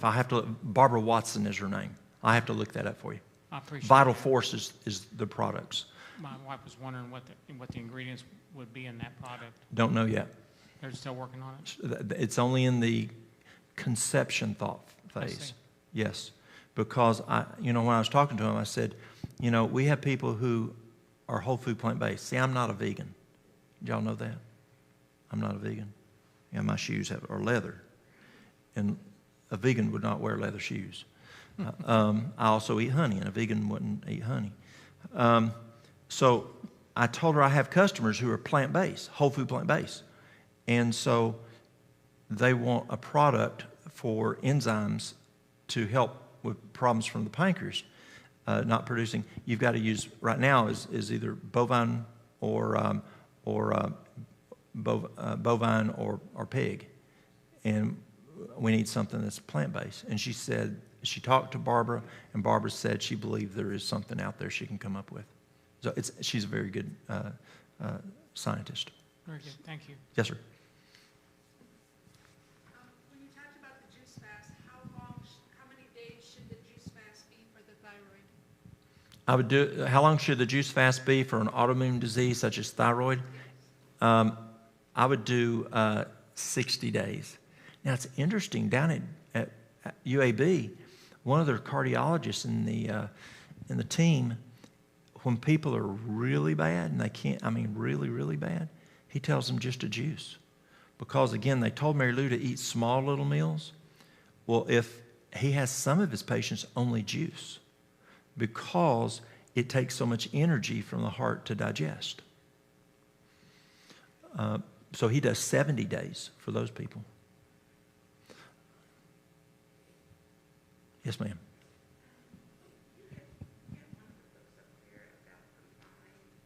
Mind, character, and personality. Yeah, I was just wondering about the use of some of this stuff. My son recently had like a mental breakdown in his 30s. And so they put him on Lexapro and Abilify. And it's been like they've been kind of just playing around with the dosage, cutting it down here and there. And he has extreme, exhaustion and doesn't want to do anything all day but lay in bed, doesn't want to be around people. I mean, he was a person, has a master's in all this media stuff, and he's gone from that, had a pretty serious suicide attempt, doesn't want to do anything at this point. So very guarded, paranoid, so just trying to see what it is. I mean, I know a lot of this stuff does help because I have a sister who had MS, and she's used that to control her MS. She's completely vegan. And you can tell the difference immediately when because she does like to have a sweet every once in a while, but it does affect her immediately. It does. You can tell her thinking, her gait. It does. Everything, but I know it does work. The depression and trying to look at some more holistic things for him. So what do you do? So let's go back to this here. So let's say we're not sure of what will do the same. So what we can do, but I have some things that can help. But let's say I didn't.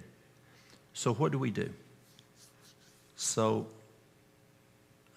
you want to do two things. And I had a surgeon teach me this years ago.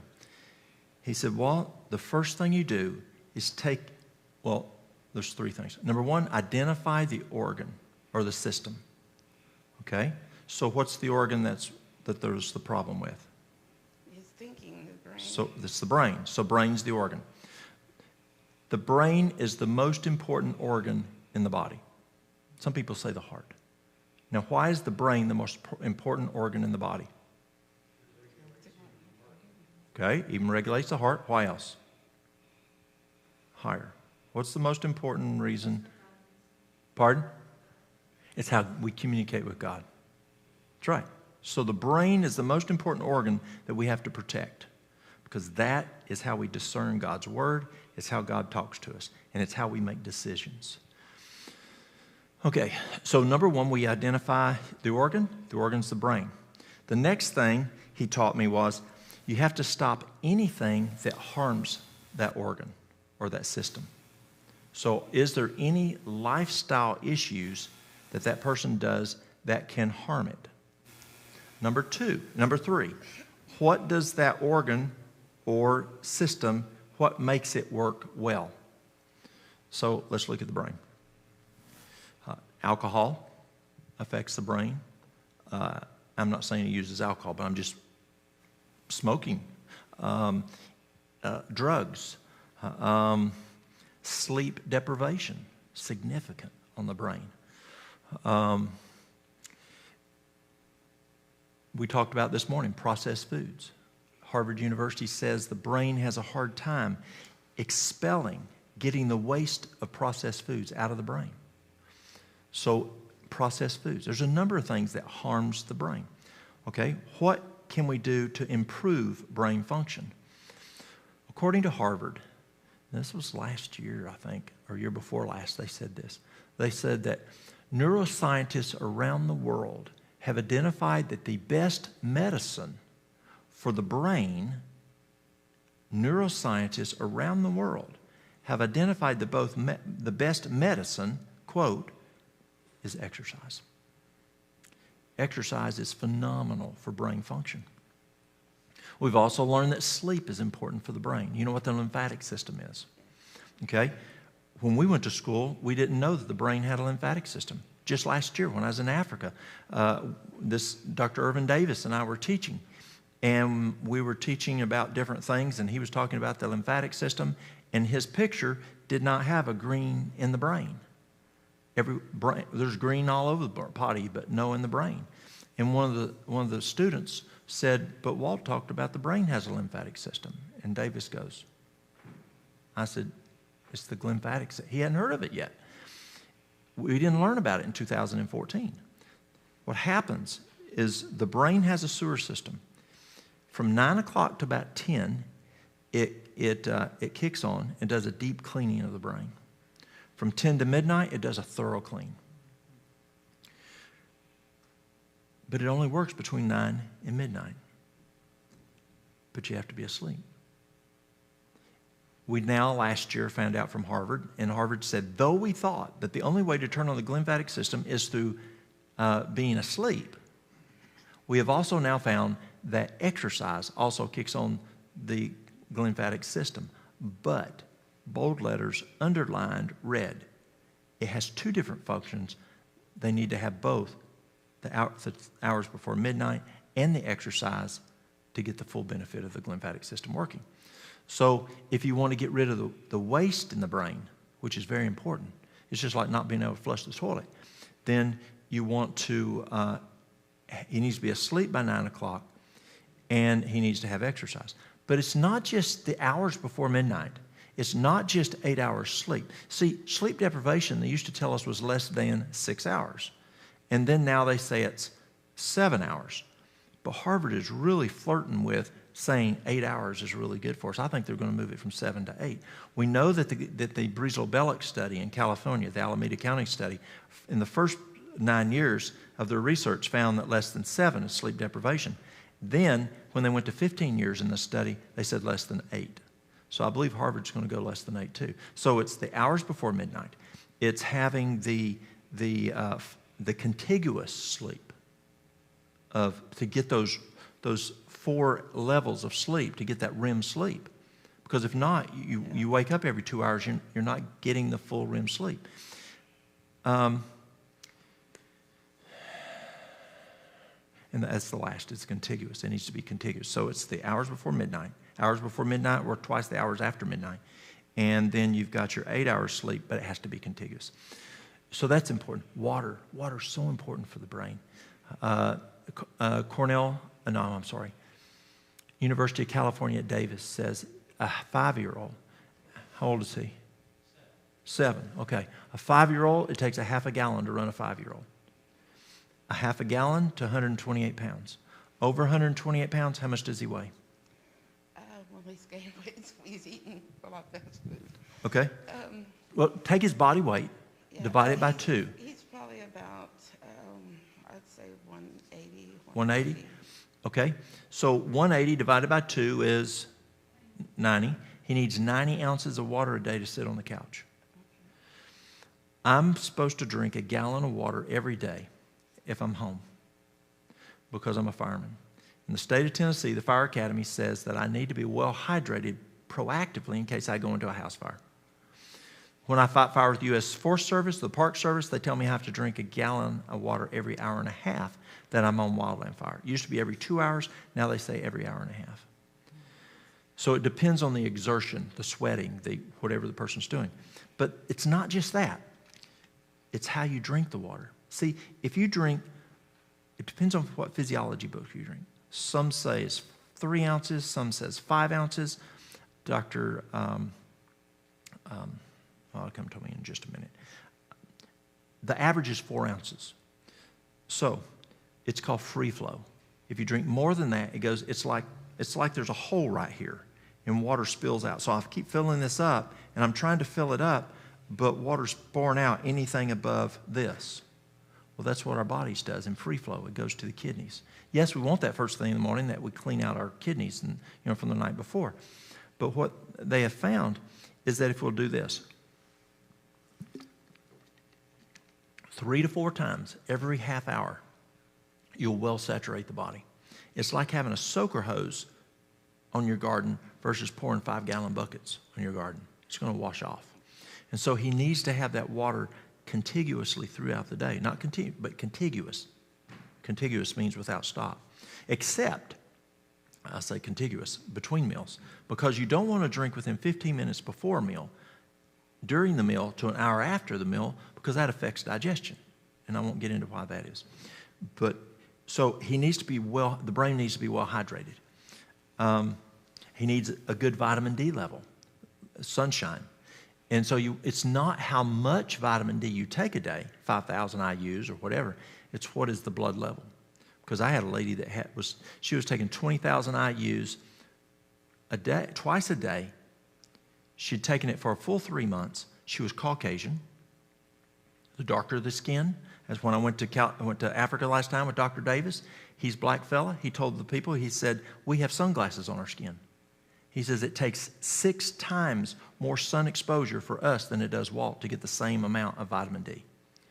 So he's Caucasian. So this lady was Caucasian. She also worked outside. She did landscaping year-round outside. She started out with just a 12 blood level. When she was taking 20,000 twice a day, she was only at 24. The problem was she was low in magnesium. We put in magnesium, boom, she went to 97. So it's not how much vitamin D you take a day, it's what is that blood level, just like B12, what's the blood level? And so vitamin D is very important to helping with his brain function. Then there's some supplements that you can use. B-complex is phenomenal. It's amazing for how well it helps brain function. Lithium orotate. Lithium orotate. Aspartate's okay, but orotate I like even better. On B-complex, say B-complex 100, one each meal, you're in a turn orange, but it's at lithium, then the lithium orotate, 5 milligrams, say 3 a day. The other is magnesium, is really important for brain function. Go to bowel tolerance. Figure out how much he can take, get the most in to get that brain good saturated with magnesium. Go to bowel tolerance, back down so that he doesn't have a loose stool. Then you can get into products like Neuronectar and all kinds of stuff out. Ginkgo would be great. Ginkgo increases blood flow to the brain. Cayenne increases blood flow. They're both vasodilators, and so they're increasing the circulation. Those are the things I would start with. Okay. Yes. Thank you. You're welcome. Oh, does he have anxiety? He has severe anxiety. Okay. Depression. Okay. So here's an added thing that will help anxiety. Literally, I have seen anxiety totally gone in 2 minutes. I've seen a PTSD attack where one eye is just going like this to a Vietnam vet within less than 5 minutes, totally stop. You take 1 drop of lavender essential oil, transdermally, it's getting into the blood, right here where you feel your pulse. Rub it here where the other pulse is, transdermally getting in here. You want it in the blood. And then you put 1 drop, and then breathing it, it's getting into the lungs, which is getting into the blood. 1 drop of vetiver, V-E-T-I-V-E-R. It's another essential oil. It's a plant. Same thing. And literally, it can come right down. You can put it in a roller ball. You can do it neat, where it's 50-50. Or you can do it where it's mixed with, say, 50% fractionated coconut oil in the roller ball, 25% of each of the other, the lavender and vetiver, and then shake it up, and then he just rubs it on here. Anytime he gets stressed, you can rub it on the back of the neck, behind the ear. It's amazing how those two there will just calm anxiety right down. Yes? You were talking about the brain, and it came to me that a lot of people that take cholesterol medicine who don't really need cholesterol medicine, because everybody's cholesterol is different, and everybody needs different amount of cholesterol in their body. And the doctors have been told everybody's got to be the same, like temperature. And they're giving people cholesterol medicine when they shouldn't be taking it. And most people don't even know what cholesterol does.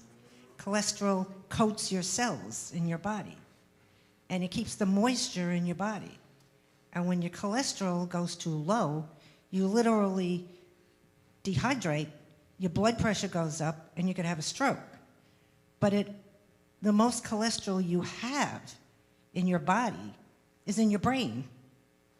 It keeps your brain moist from dehydrating. That's why you don't eat cow brains or pig brains, because they're loaded in cholesterol. And the other thing is aluminum. People don't think of aluminum. People use aluminum pots to cook, and they wrap their food in aluminum. And my mother taught me when I was young to put my potatoes in aluminum and bake them to get them to cook better. And when I found out what aluminum was doing to my brain, I said, forget the aluminum foil. It'll take a little longer to cook the potatoes. But the brain is attracted to aluminum. And so the aluminum particles literally go to your brain. And the water that we drink, if you don't have a filter, has fluoride in it. And fluoride is a form of aluminum. And it will go to the brain. And it'll be attracted to other aluminum that's in your brain. So you really need to be careful about your water and the medicines that you're taking and what cookware you're using. It's true. Any other questions? Yeah, one of the side effects of cholesterol medication is short-term memory. And NASA found that out because astronauts were starting to have short-term memory loss, and they're trying to figure out why. And so they took a whole new stance on the utilization of statins for astronauts.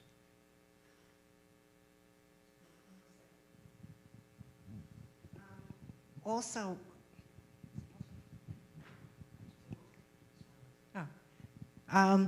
children that have autism, they find that they have a lot of heavy metals in their body.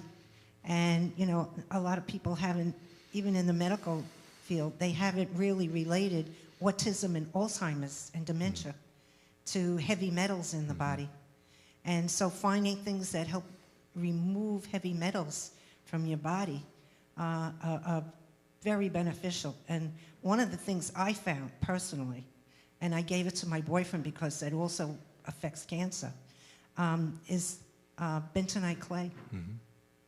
And I use bentonite clay, and I know a few other people here that use it, and you drink it. Mm-hmm. You make a liquid and you drink it, and it picks up the heavy metals in your body and flushes. Do you use cilantro? No. Cilantro is really good to carry out the heavy metals. Yeah, I'll try that too. Thank you. Mm-hmm. Back to your son. The other thing you want to really look at is make sure the nutrition's going to the brain. You know, we learned this morning, you know, what the person eats and what they drink. And so you want to make sure there's that. You're best on that whole food plant-based diet. Now, a plant-based diet, is it okay just to have a plant-based diet? Did you know that Fruit Loops is a plant-based diet? Did you know that Oreos is a plant-based diet? It is. Oreos. And so is Fruit Loops. It's plant-based. There's no meat in it. There's no dairy in it. But it's not whole food. It's processed. So there's a problem with it. Yeah. Any other questions? Yes, sir.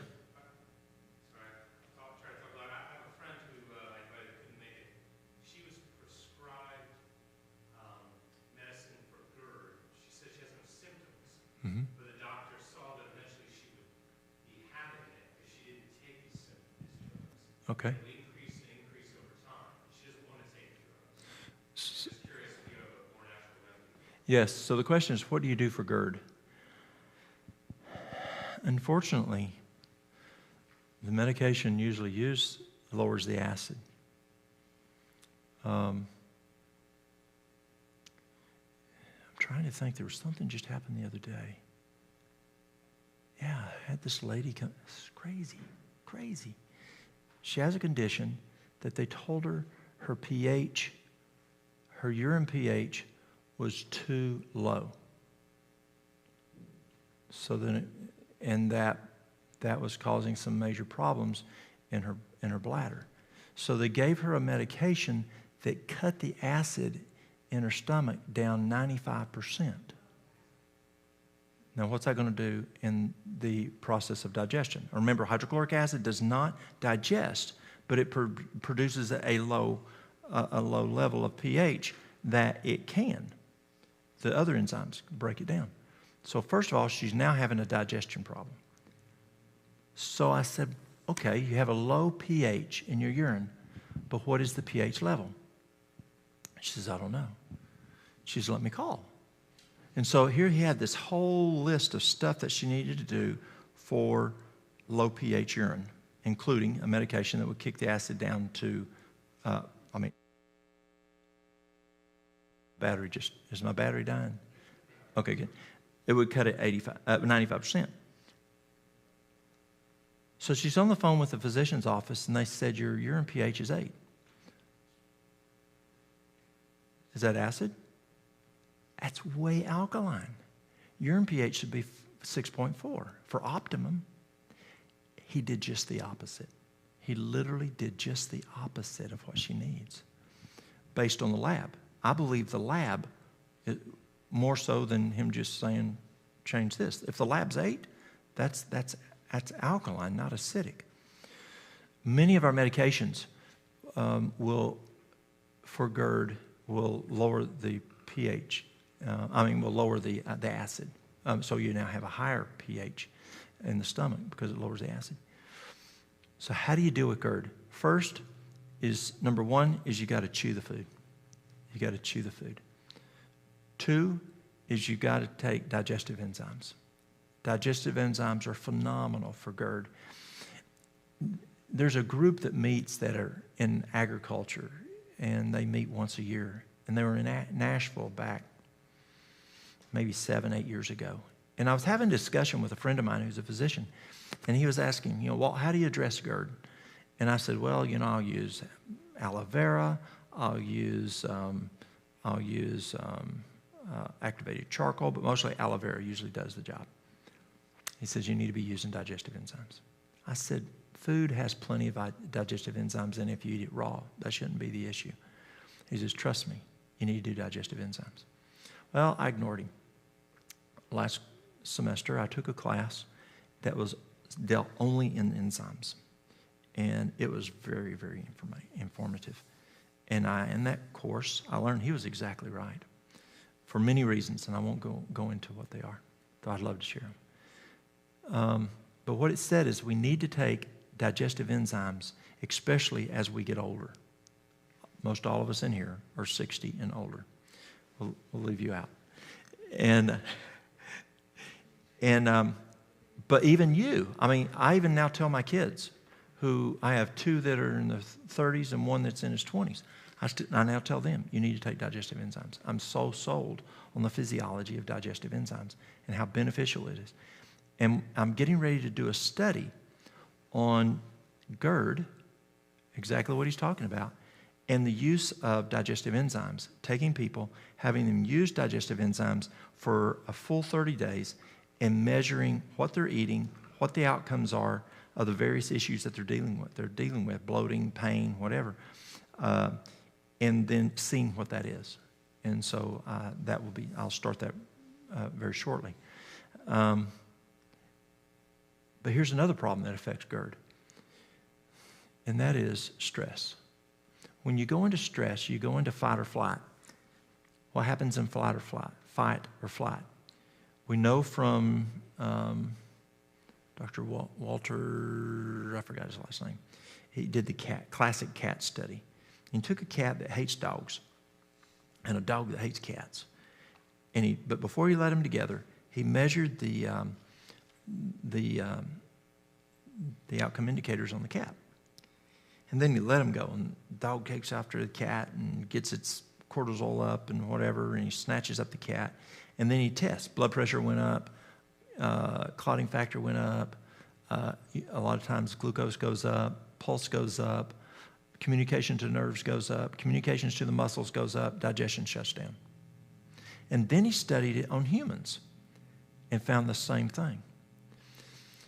And so what happens is when they did another study, who knows Thomas Jackson? Anybody know Jackson? You know Thomas Jackson? You know Jackson? Okay. If you ever ask Jackson, it's at mealtime, you say, Jackson, can I ask you a question? And he says, is it going to pull my tail? What he's talking about is they did a study on monkeys.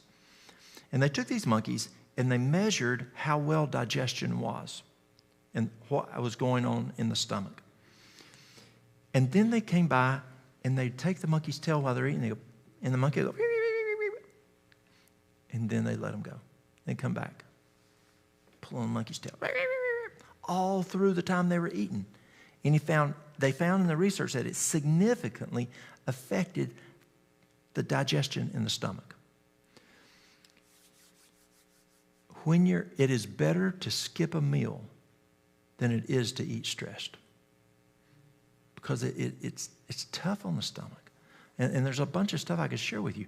So another is if the person has stress, try to manage the stress, because that can cause the GERD. Now, if they have gastritis, do you know if she has gastritis? No, she's also having trouble keeping on weight. She's losing weight dramatically too. So. Okay, losing weight. Yeah. Okay, I'll come back to that. Does she have gastritis, though? I don't know. Okay, if they have gastritis, and that's inflammation in the stomach, have them do a soup for 21 days. A quart of this soup for 21 days. It has potatoes, carrots, celery, and onions. Make a soup of it, and they eat a quart of that, blend it, and that's their food for breakfast, dinner, and supper. If they only do 2 meals a day and they're overweight, have them just do 2 meals. For her, she would need, if she's underweight, she'd need the 3rd meal. The phytochemicals in those 4 vegetables are phenomenal in healing the stomach from gastritis and the colon from ulcerative colitis, and Crohn's. Also, I'd add to that 1 teaspoon of carob powder twice a day, either in water or in apple juice, but nothing raw. It's like if you have that inflammation, it's like taking sandpaper over rug burn or over road burn. And so nothing raw except a banana. They can tolerate a banana normally. So you can put the carob powder either in water or in apple sauce. Also, some other herbs that are very good for that are slippery elm, marshmallow root, peppermint, and spearmint. All those guys are very good to heal the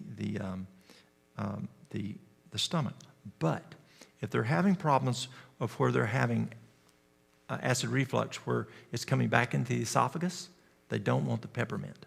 Because the peppermint, and probably the spearmint too, mint, yeah, they wouldn't want spearmint either, because mint opens the valve up here and allows that to go back up. That's why they give you a mint at the restaurant, because it dilates here and it takes the pressure of eating that big meal off. And so that's not healthy. Aloe vera would be very good for her, 2 ounces 3 times a day on an empty stomach, and the digestive enzymes. Also, don't drink with the meals and chew the food well. Yes, sir.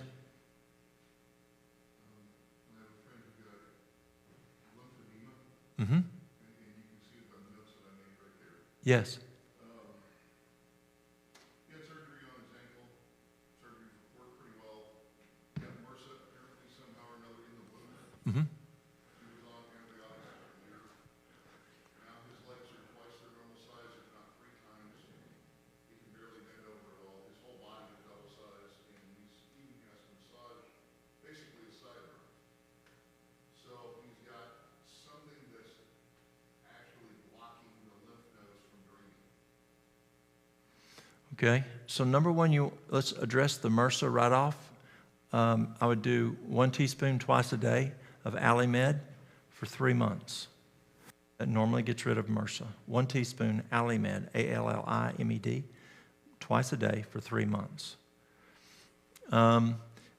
For where the lymphatic system is not pumping, the pumps aren't working right, the best thing I have found to get those pumps moving is a mini trampoline.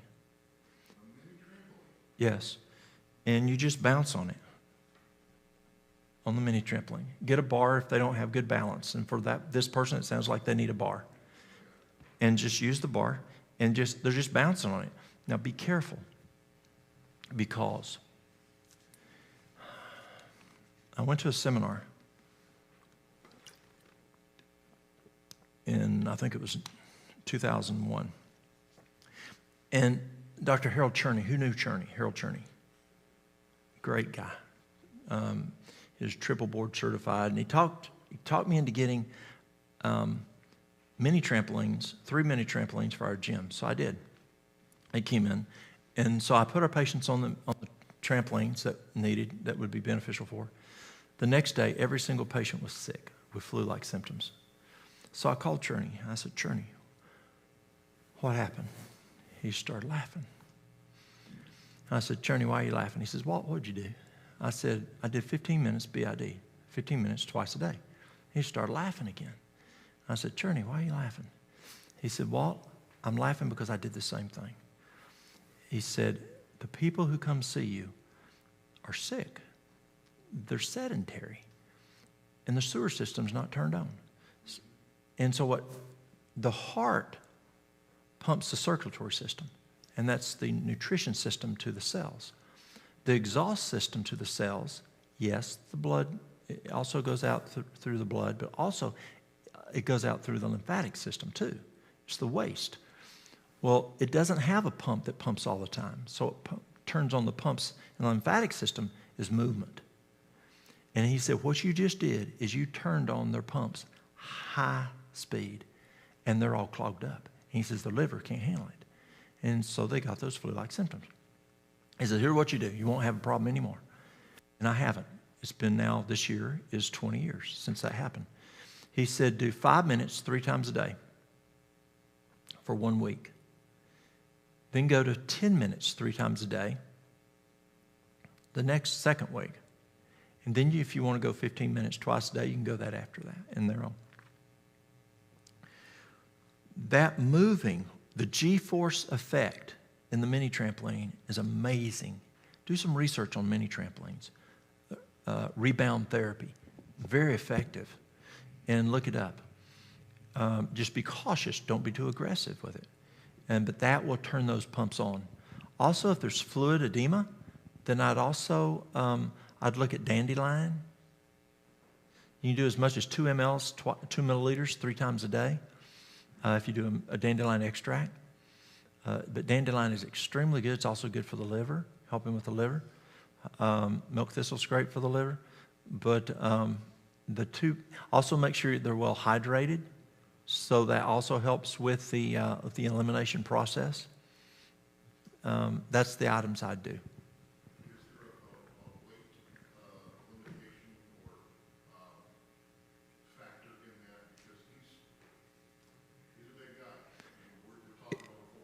Okay, that's what I was going to ask. Is he over 400?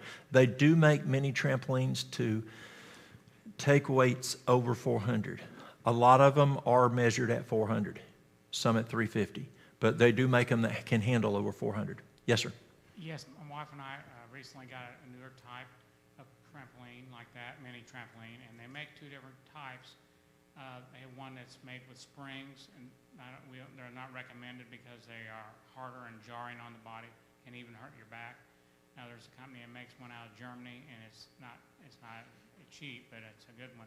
It's made with bungee cords, and it allows a less jarring effect for the use of it, and also the one we got recently, it'll take a lot of weight as well. But Okay.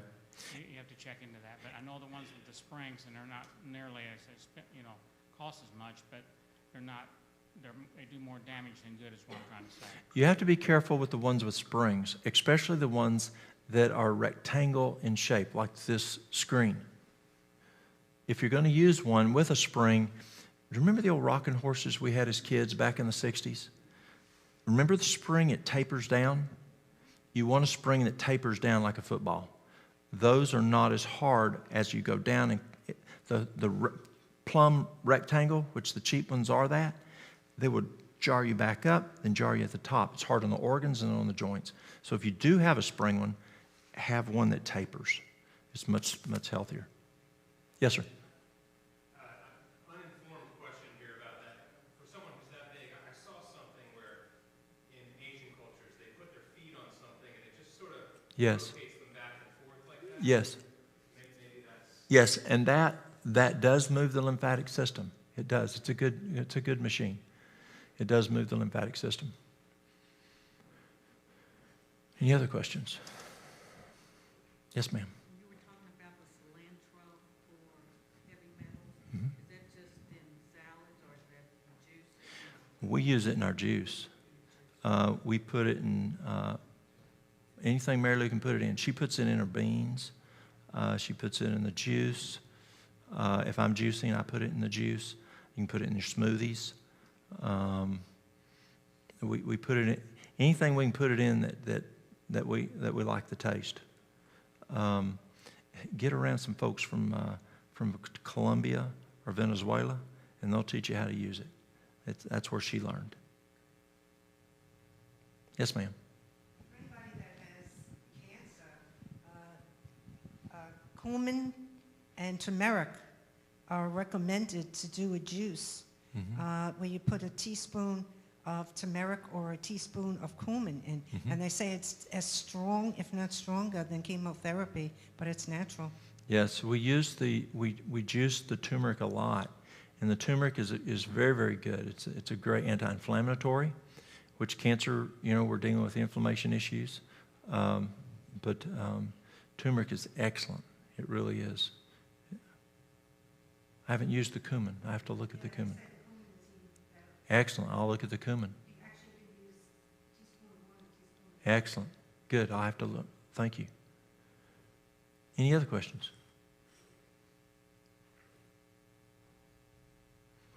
Yes. One of our members couldn't be here because they had pink eye. They tried your remedy and said it's already helping. They just wanted me to say thank you. Good. It's amazing. It really is. That's the only thing a coffee filter is good for. And the reason I use a coffee filter is because when I use a paper towel, it's prone to break through it, and if you triple it, double it, whatever, it just wicks up a lot, and you lose a lot of your tea. And so that coffee filter doesn't wick as much, and it's a great filter. Any other questions? Anything on hormones or immune system or stress or yes? Yes, for pink, what we do for pink eye, what my choice is to make an infusion of golden seal. You take a teaspoon to a cup of water. So you can put a teaspoon of golden seal. Yes, ma'am. You can use either or, but if it's the root, you make a decoction. And the difference for some of y'all, an infusion is where you bring your water up, turn it down, and just let it cool down. Where a decoction is where you have it on low simmer for about 20 minutes. And so I use a 1 teaspoon, and then strain it and just rinse the eye about every 2 hours. And it's phenomenal. Another one's honey. Honey's great. Salt. You can do a saline solution. I don't throw salt in human eyes, but saline solution can work. But milk, we talked about, it can be human milk, goat's milk, cow's milk, as long as it's raw. I don't know. I would do the warm because of the coldness to the eye. Where were you raised up? Kentucky. Where were you raised up? No, the fellow back there. Where? Haiti? Okay. Did women in Haiti use breast milk in the baby's eyes for the first, say, 3 months? I find that in the Caribbean. I find it in Africa. Also, I find it in the Appalachian women. The Appalachian women use breast milk in the baby's eyes. The old one. I don't see it used today, but the old Appalachian women. And they probably learned it from the Cherokee. Yes, they learned it from. It keeps any infection from the eyes. What did they use it in Haiti for? Infection? The milk? Yes. The milk, yeah, for infection. I kind of forgot, but they use it for several things. Uh-huh. Actually, the mom's milk, some ladies, they use to sell it. You do what? It would sell it. Oh, to sell it, yes. Absolutely. Okay. Yes, ma'am. You were talking about the yams at the table Yes. today.